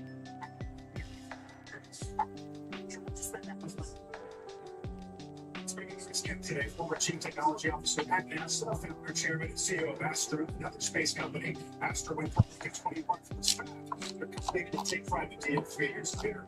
Chris, it's great to have you. Thanks so much for the insight today. It's great to be here. Thanks for having me. Shotwell talked to us not just about CapEx, but also sort of, she was asked about operation friction, things that might make long-term operations difficult. She really said, aside from launch day jitters and sort of nervousness, she didn't really a lot that was, I think she thought, weighing on the future of operations. That seemed like a pretty constructive note. SpaceX did a fantastic job. Obviously, they're putting a lot of energy to Starship, and it's a great company, like brain engineers, and I think they have a lot to be optimistic about. When you think about it, we talked to Sean McGuire of Sequoia as well this morning. VC that's going to do very well with this deal. His argument was that orbital compute it's not being given the credit where it is technologically. I think that's true. Can you sort of explain that to viewers? If you look at space is obviously a place where you have increasing amount of energy available for solar. It's always stuck in space. You have lots of basically satellites that do surveillance, communications, and you see a lot more infrastructure in space. We're in UK today because there's only been one launch out of continental Europe last year and it failed. So I think every sovereign nation, every country is looking at installing spaceports. So we need more launches and more infrastructure in space. Like person like water, zero oxygen, radiation, getting up and back, managing not just being an astronaut but being an IT worker. How do those things get resolved? How much of a deal is there? Well, I think satellites don't need people, and most of these satellites are autonomous systems that orbit Earth for 5 or so years and constantly seeing new upgraded. So as technology gets better, we're going to launch more upgraded satellites. Like your cell phone has 3G, 4G, 5G, seeing services, resolution imagery, more capabilities means more innovation, which means more launches. And I think we're at the beginning of SpaceX, I think is here. It's ushered in a new era of space being industry that deserves attention and investment from companies like. If you've got a lot more questions about Starship, but we do want to just take a pause here and get back to Seema Modi and then because we wait the first trade. Seema, what are you learning? Well, Sarah's the latest indication we hear the next back is that SpaceX is 158. Now, this can, of course, oscillate, and it's not for that to continue to launch. But what's happening behind you right now? About 112 executives from SpaceX are being briefed around the IPO process by the executives here at the NASDAQ, how the building process works, the mechanisms in place to ensure a safe and orderly trade. And what we're getting the sense of is that this opening trade could happen in the next 20 to 30 minutes. So stay close here to learn more about this new trade. But as you can see, executives are very keen to understand how quickly we will see this IPO open for a trade. I did speak to two different employees who didn't want to share their name, but they told me that they're making over $5 to $10 million on this deal. So you hear about these stories about a number of people who have been working at this company for many years, and now they have these shares. They're excited to see where the opening trade is. Again, the latest indication we have is 158.50. You see my Modi with the update from the NASDAQ. 11 millionaires being created today. Chris Kemp is still with us, former CTO of NASA, as we talk about the space ambitions, which are so key to the growth story. I think that isn't a critical question for the future of Starship, Chris, whether SpaceX can make it fully reusable and fly it frequently. It's two things to bring costs down. You can make the world's largest rocket and reuse it as much as possible. You can also just really like a rocket stack. You can make a lot of rockets silicons. And I think but it's very hard. If you have a really big rocket that's not reusable, you can find it very expensive to operate that system, and that's where a lot of governments, United States government, European governments, they have very expensive but not reusable rockets. And so I think there's a lot of companies trying to work on that spectrum. And it's exciting times to innovating in this area. How close is SpaceX to doing that with Starship?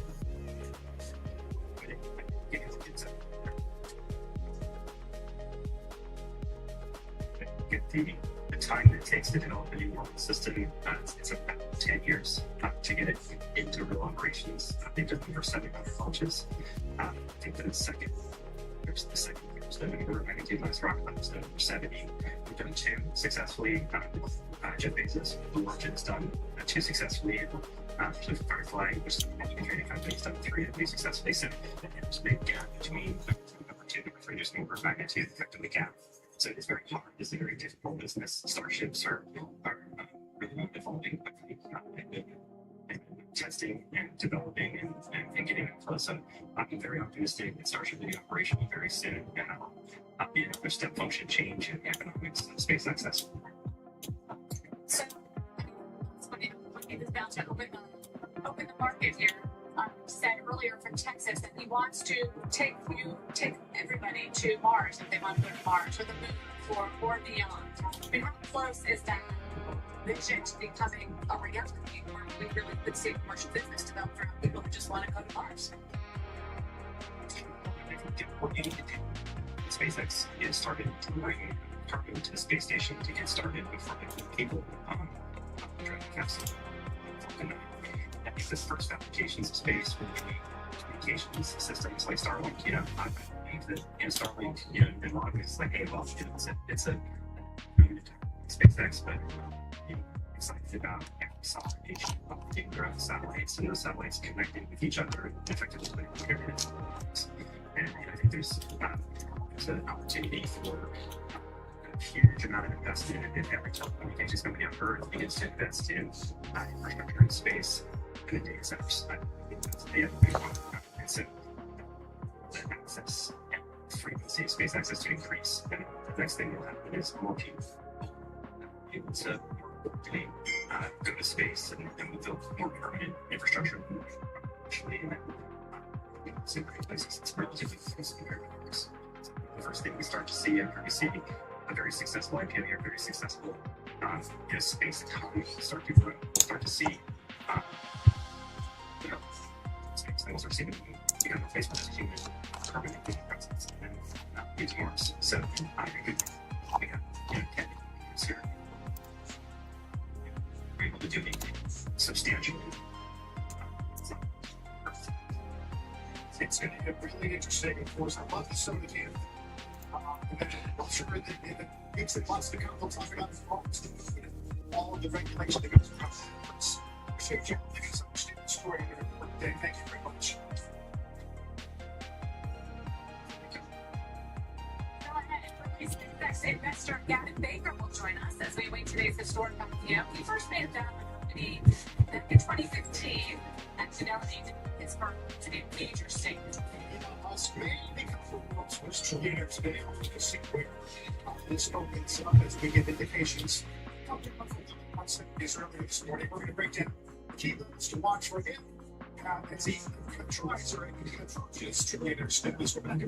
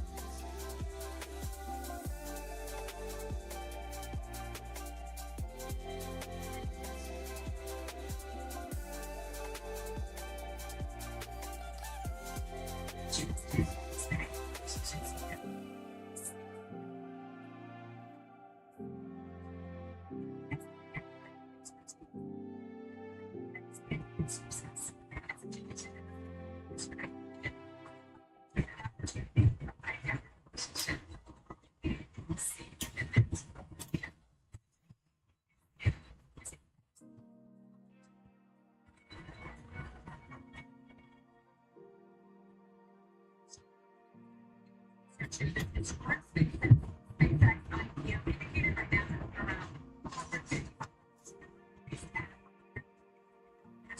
a share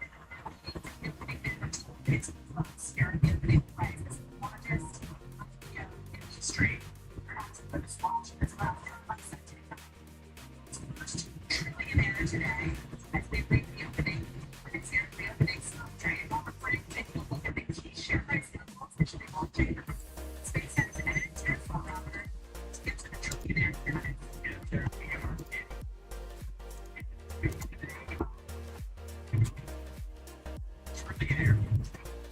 SpaceX shares staying at 130 share when they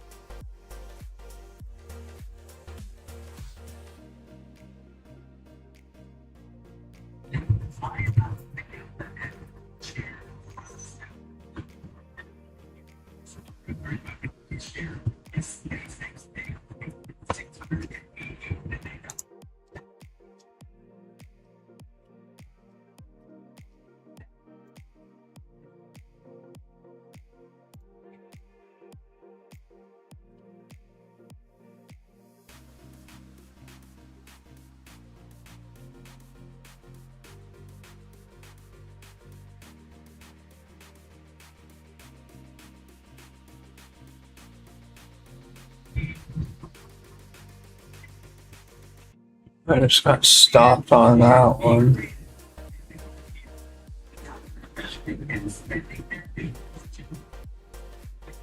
Let's see.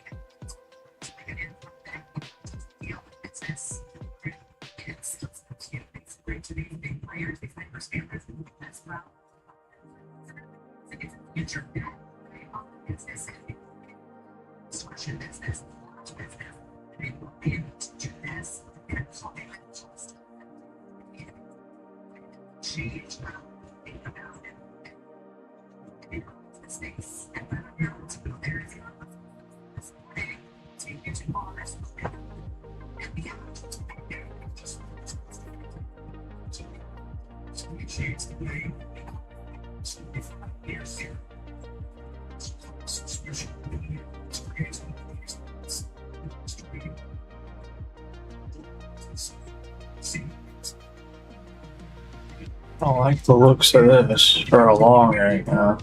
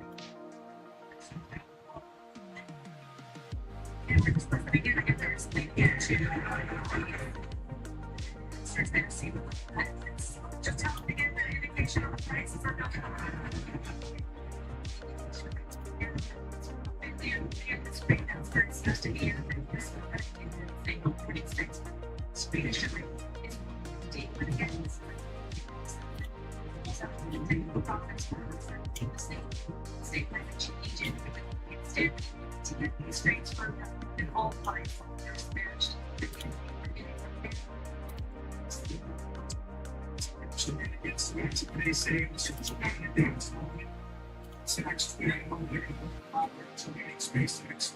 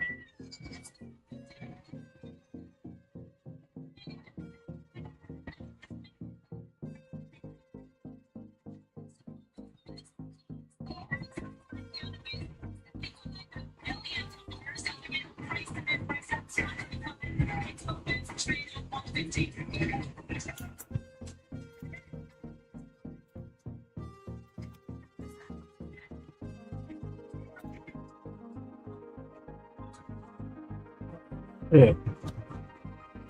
Look at that.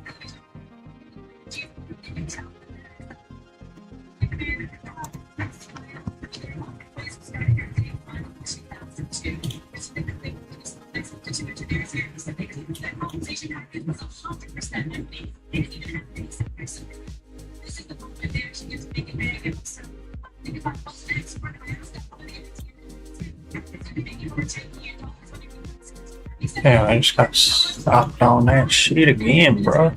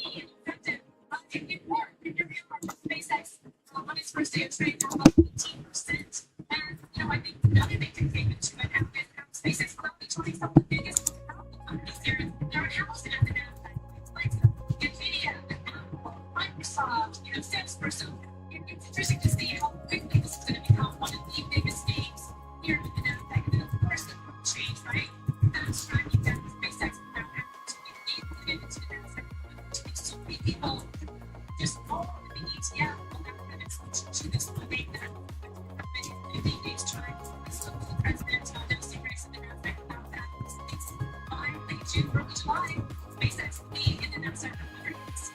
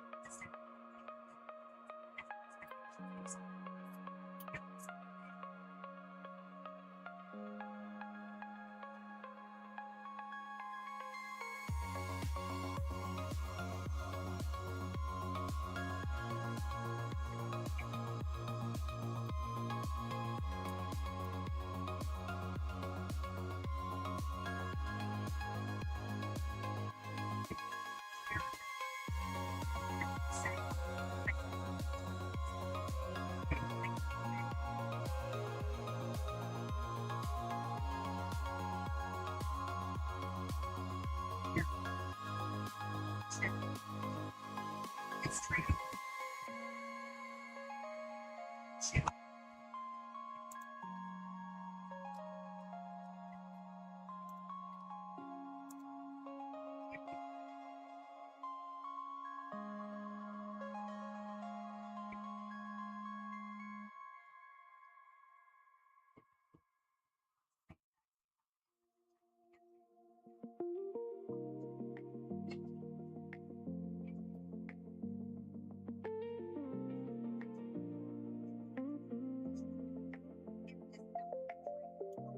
Day, and continues to do so for the next 30 days and not today, so they're able to exercise that pace. Leslie, if you were looking at a typical 20% pop, you around 162, we're almost exactly there. Yeah, it's pretty remarkable because that 20% goal is kind of what people see as the gold standard for an IPO. It's enough that people feel good about it, but it's not a double in the sense that you'd be leaving a tremendous amount of money on the table. In this case, $75 million on the table if that stuff were to double. So a 20% pop is usually seen as a very well executed deal because people who invested in the IPO feel good and the company doesn't feel like it, had this big opportunity cost and could have priced it higher, which is actually really interesting because of the process of what we've been talking about, which is so unique with regard to the fixed price. They didn't go through the usual gamesmanship of a price range where they kind of assess demand and wonder if the fixed price is an anomaly for SpaceX or if it's something that will be used with companies, especially that have this kind of and name recognition in the future. Leslie Baker over Morgan Stanley. We'll talk in a bit. Thanks so much, Leslie.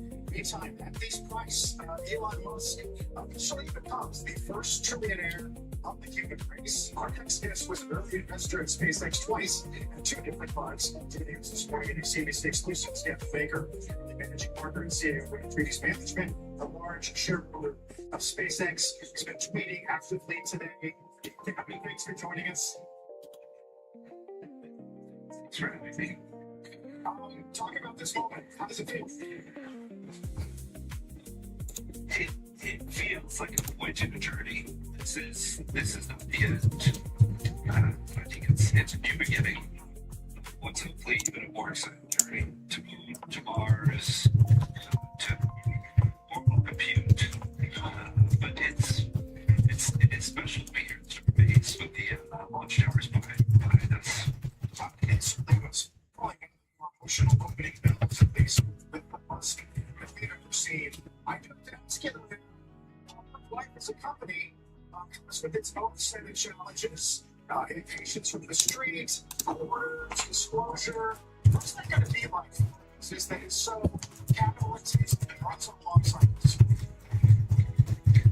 Just point you to the early days of Amazon, which was investing heavily in the business. The stock market was very supportive of those investments because it saw that there was an ROI. We know that SpaceX was able to get friends and outside risk calculation and 50% of our IRR on their closest one data center. So when you hire like that, I think markets are generally supportive of capital investments. What does Elon need to do? What does SpaceX need to do to get to this kind of valuation and profitable place from your perspective? We need to take a step back. A month ago, SpaceX did not have a cloud computing business. Some measures, it is the fourth largest cloud in the world, and it did 1 month. Let's see what they do in a year. The owners did not have the incentive to give it to people who give it to guys at first. GPUs, Jensen likes to give them to people who already use them. I think a really important variable for SpaceX is the gigawatts can be bring up in the next few years because they're monetizing gigawatts of terrestrial compute. For using Starship. Starlink V3 satellites up into space and able direct to cell with compute sooner or later. So I think it's a here as a global company with a series of events and milestones that investors can use to drive these progress. What are you doing with your stake in the meantime? I've participated in the IPO and from a long-term perspective, especially those where I've been involved for a long time. Yeah, it sounds like you're suggesting to the degree that there is scarcity in compute, the purveyors of compute sort of have to decide it's what and when. That space over terrestrial, space might command maybe incrementally more attention or preference. I think orbital compute is not become a reality. I think it makes sense from first principles. Simple math is if it costs $60 million to bring on a gigawatt terrestrial data center, 25 zero cooling that you need in space. Cooling the shell, the land. So you don't need land in space, you don't need power or cooling in space. They're free. So there's $35 billion of GPUs in each gigawatt. So the calculation that I think is intellectually honest to do is to look at the cost of launch relative to the cost of that $25 billion in power and cooling. And Starship will be $5 billion launch cost once it's full. And that means that it costs $30 billion to put a gigawatt of compute in space relative to $60 billion here on Earth. And maintenance is an issue that we're going to have to work through. That the company is going to get through, that SpaceX is through. Working through really hard problems in the past. Being said, what do you think the future is for land-based? I mean, some of the neat clouds are still trading well today, but is this a situation where there's enough to go around among these kids? Yeah, I think we're in a severe compute shortage, and it's almost growing more severe by the day. I think this is well understood by people on the ground. But prices fluctuate, rental prices fluctuate, severe compute shortage, decommission terrestrial data centers. Once you have built it, I think it's going to have value. But I think that maybe a day, within the next 10, 20 years, the majority of compute that's installed happens in outer space and is orbital compute.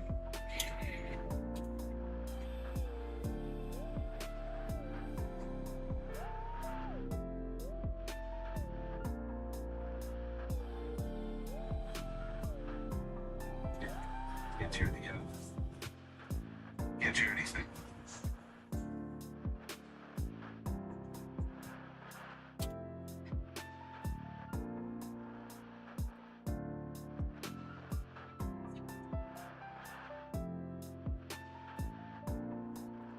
A lot of questions about how he was able to get to this first trade in such a speedy manner.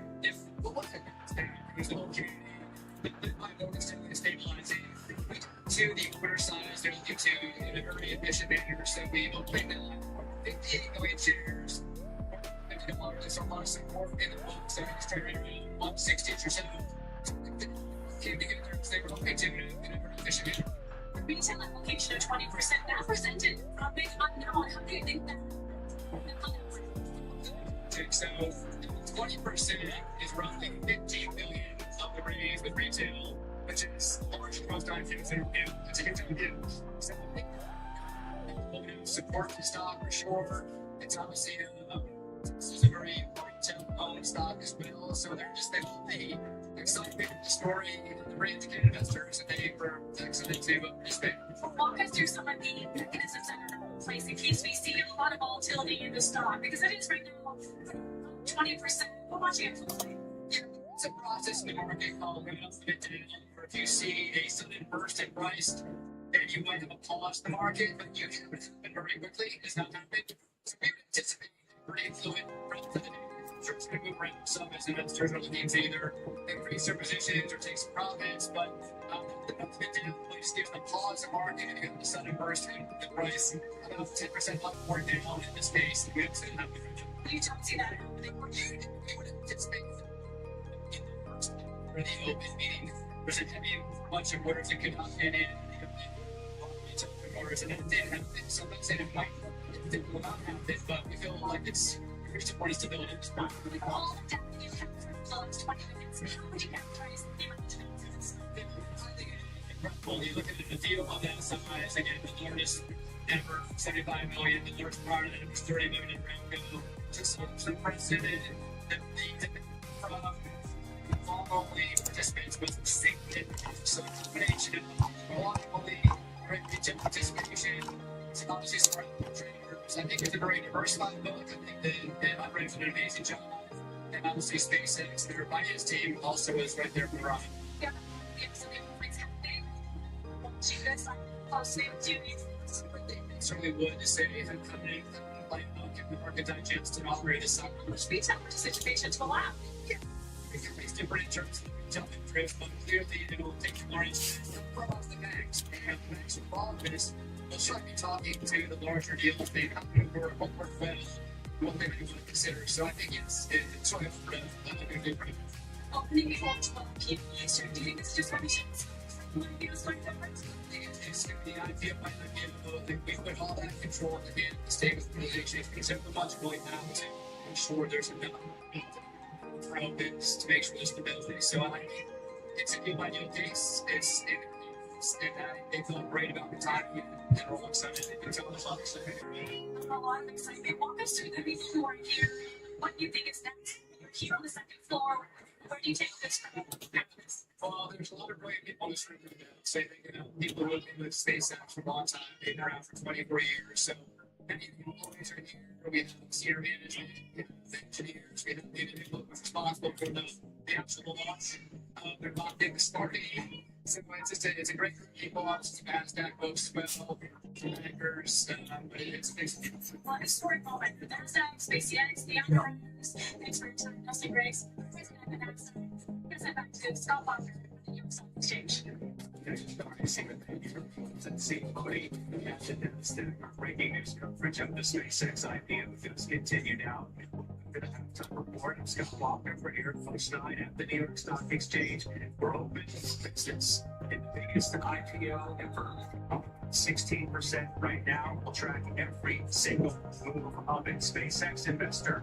Altimeter Capital founder and CEO Brad Gerstner is with us here. Stephanie Link is as well. Now, Beveridge. Siege and screen everybody here. This day, the timing of this getting it open before new momentous in and of itself. You got a big allocation. What do you think you're buying into today? What do you feel like you are? I mean, first, let's just take a moment. Let's go first things first. Take a moment to celebrate what an incredible day this is for America. What an incredible day this is for hard work.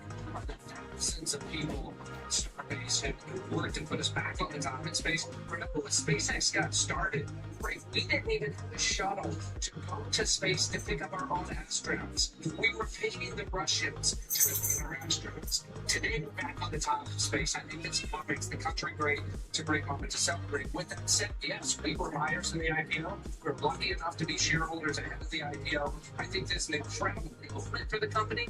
The numbers that are out there are not lamps by any stretch, but hopefully today we can unpack that a little bit, Scott, because I think they have a real on both AI hyperscale compute, on X.AI, on launch, and the things they're doing in connectivity that are going to change the country. Yeah, you mentioned some very, very big numbers, and this is where the real work begins, right? To try and reach those lofty targets that some have set, including the company itself, right? A TAM of $28.5 trillion.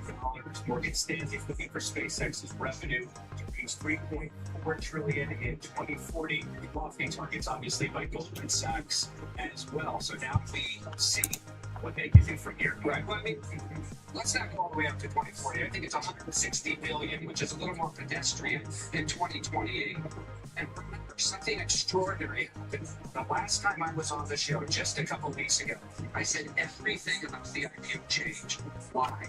Because they had moved into the category of being an AI hyperscaler.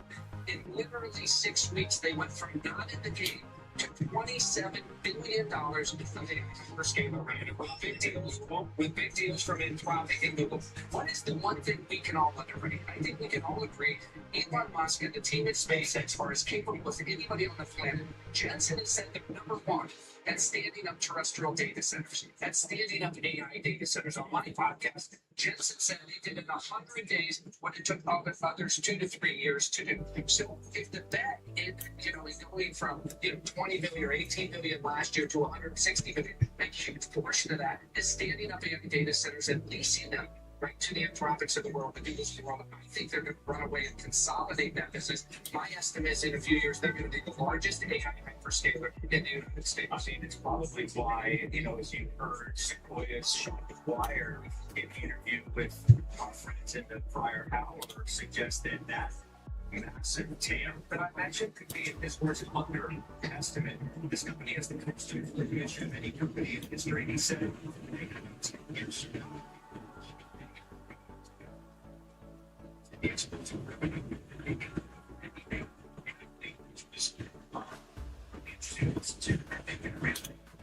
to your point, business. So, today is today. It's 7 trillion. It's not a big valuation. You see the stock. Today's he said, show the SpaceX number 3 to it's not going to get rich. It's even if you want to put it from year to year. I think they're going to be really well. I mentioned the AI hyperscale, which will be a mention is the pending acquisition of Cursor. People looking at investing in Cursor, I think it's probably the next best in the country. People the frontier lines. It's going to be 10 billion in revenue on its own this year. Right now, with SpaceX, we think that you really have a shot at building that huge infrastructure, really looking at the frontier lines. Intelligence along with computing. We have the largest computing clusters in the country. And so we think we're going to be in the game of the next AI into the frontier.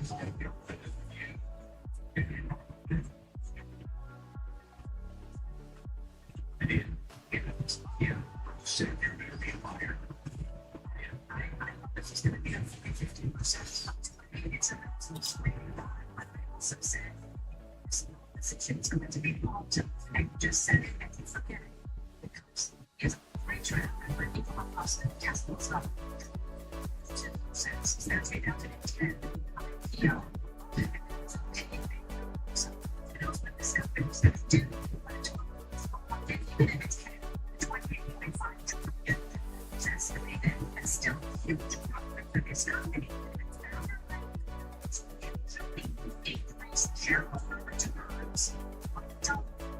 So we found that sense of urgency and the space business I could share million customers.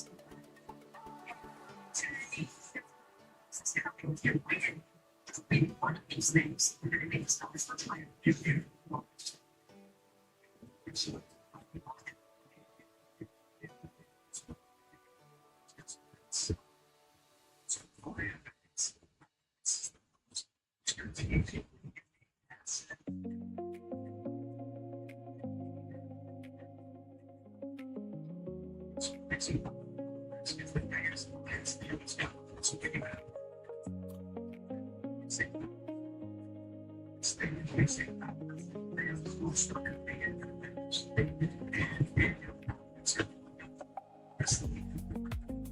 It's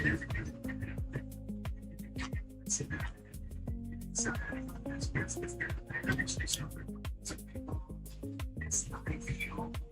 It's the stage here. I mean, descriptive and the any operators here. It's size name.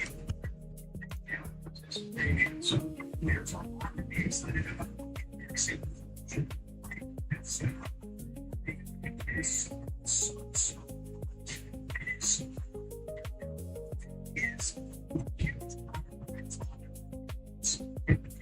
There may be an opportunity at some point to be able to buy it.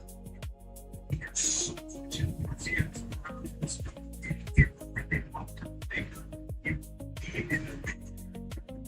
This man, I can't be excited. I think see there's something idiot.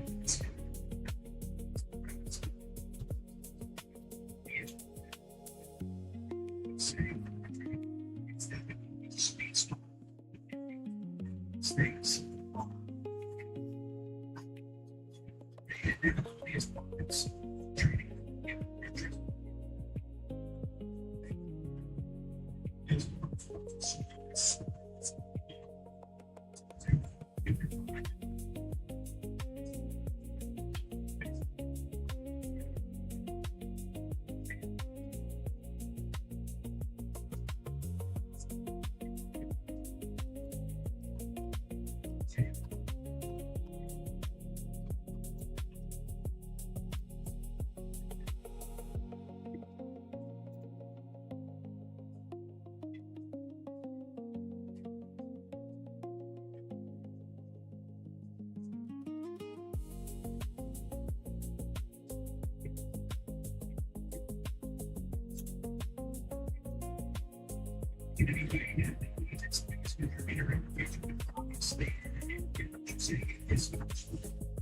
It speaks in some respects to governments. It is transforming itself.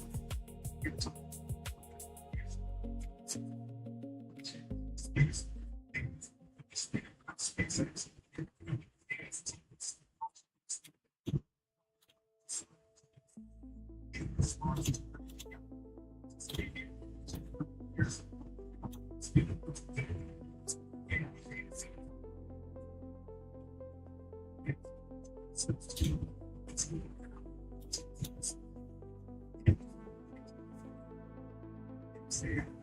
So much.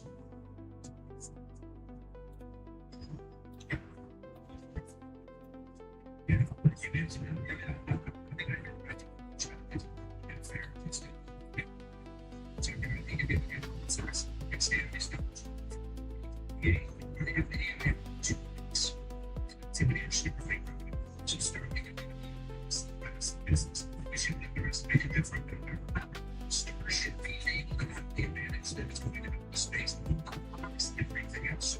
All options to data centers. The stuff rising from this. This is what we do with the future. The greatest visionary, the greatest engineer, the greatest operator. Let's get a shout out to the team. Standing right up in the it's just next to every team. This it's going to be there, you know, it's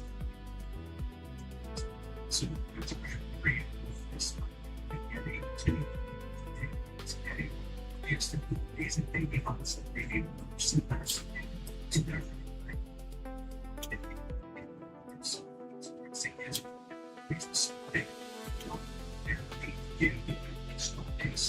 he said it 10 years ago. SpaceX less than a 10. SpaceX less than a 10% chance of succeeding in all. And two, it speaks to this day. You can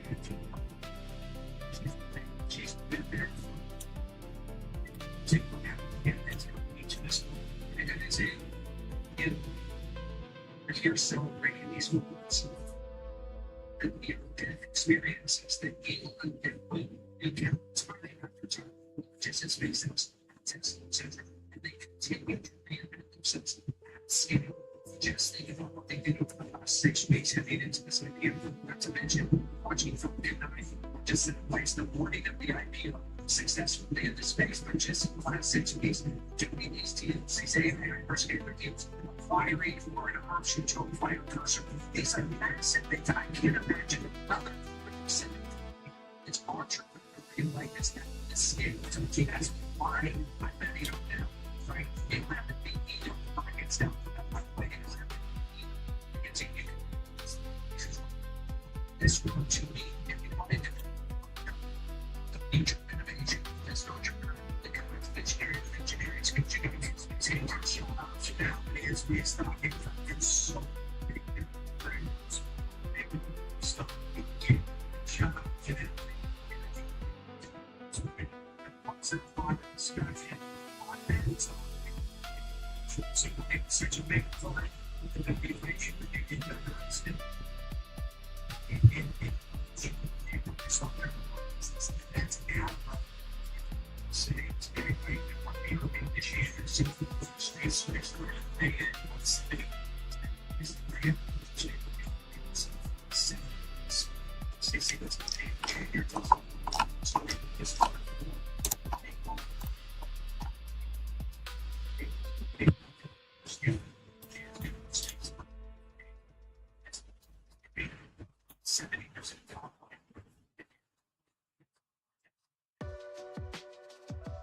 Center mistakes, as I mentioned, but they also have a huge cost advantage because they have the small markets at scale.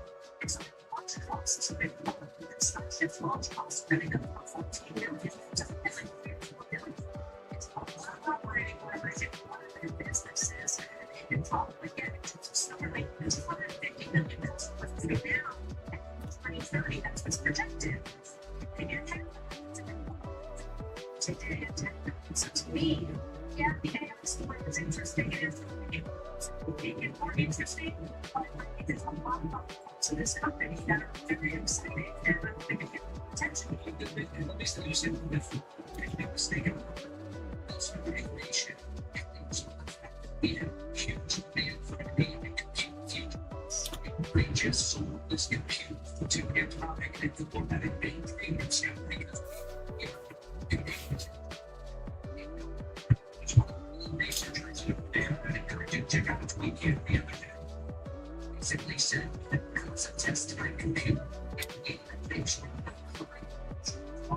they can solve this many problems. What that means is that we're having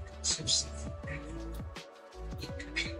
So that is the way to be fast. He can something like compute. He's the best in standing up the compute. So there are many already needed. Said all the people. He's going to take it, stable more data centers for himself. They reach tremendous option. That's what let's think about it. He wanted to be on the frontier himself. He is not seeing AI increase in profit and good AI. Just get it.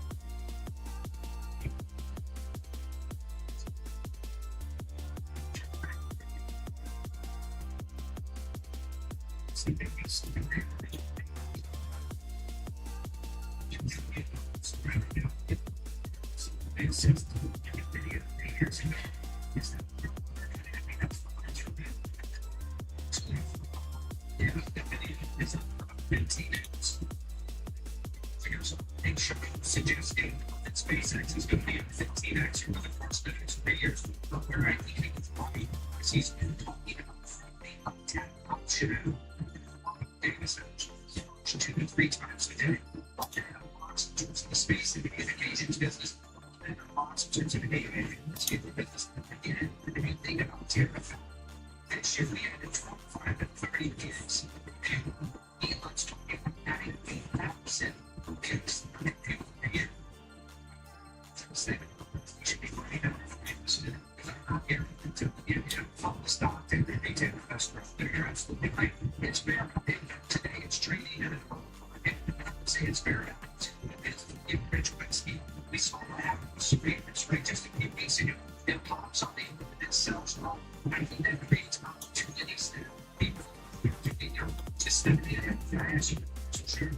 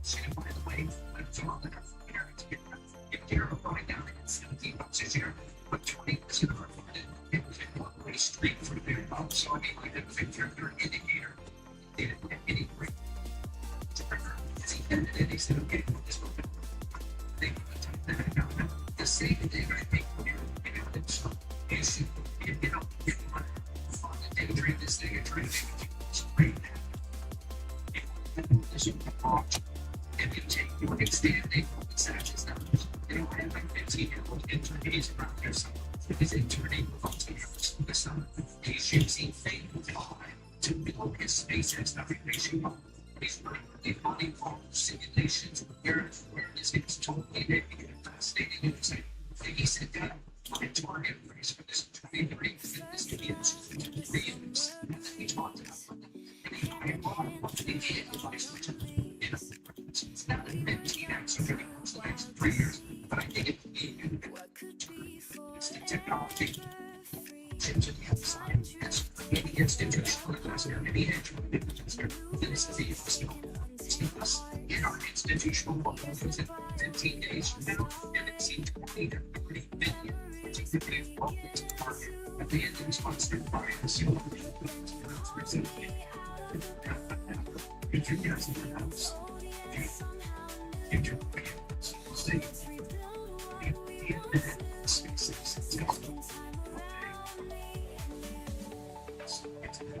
it's a insanity to do it in running these two companies. That's to I think that's running it is a it's it now places it's with the AI just if you want to take here and next time they have over here I think these things will take it they give me synergies associated with it. I think there's synergies associated with it, revenue synergies. I think it will accelerate the path to this. It will accelerate the path to X.AI being a frontier model. I just think it's terrible. Under that, when it's about to get it's all options to be up to because right now it's a debate as to whether he wants to control shares and SpaceX. He doesn't in Tesla. Right? So there are a lot of people saying, well, he's going to do it so that he gains control. Most of us as shareholders who are elected control. I'm actually excited about that for sure. Right? I have no problem with Tesla coming in here, maybe if we want to consolidate expense on AI perfectly. So we speak to the plus premium, if you will. If you consider how unique this story is and how unique he is as an entrepreneur, certainly one of the greatest entrepreneurs and operators, technicians, technical thinkers that we've ever seen. If you consider, a pioneer in digital payments from way back when, say I didn't found Tesla, but he joined and sort of took it to another place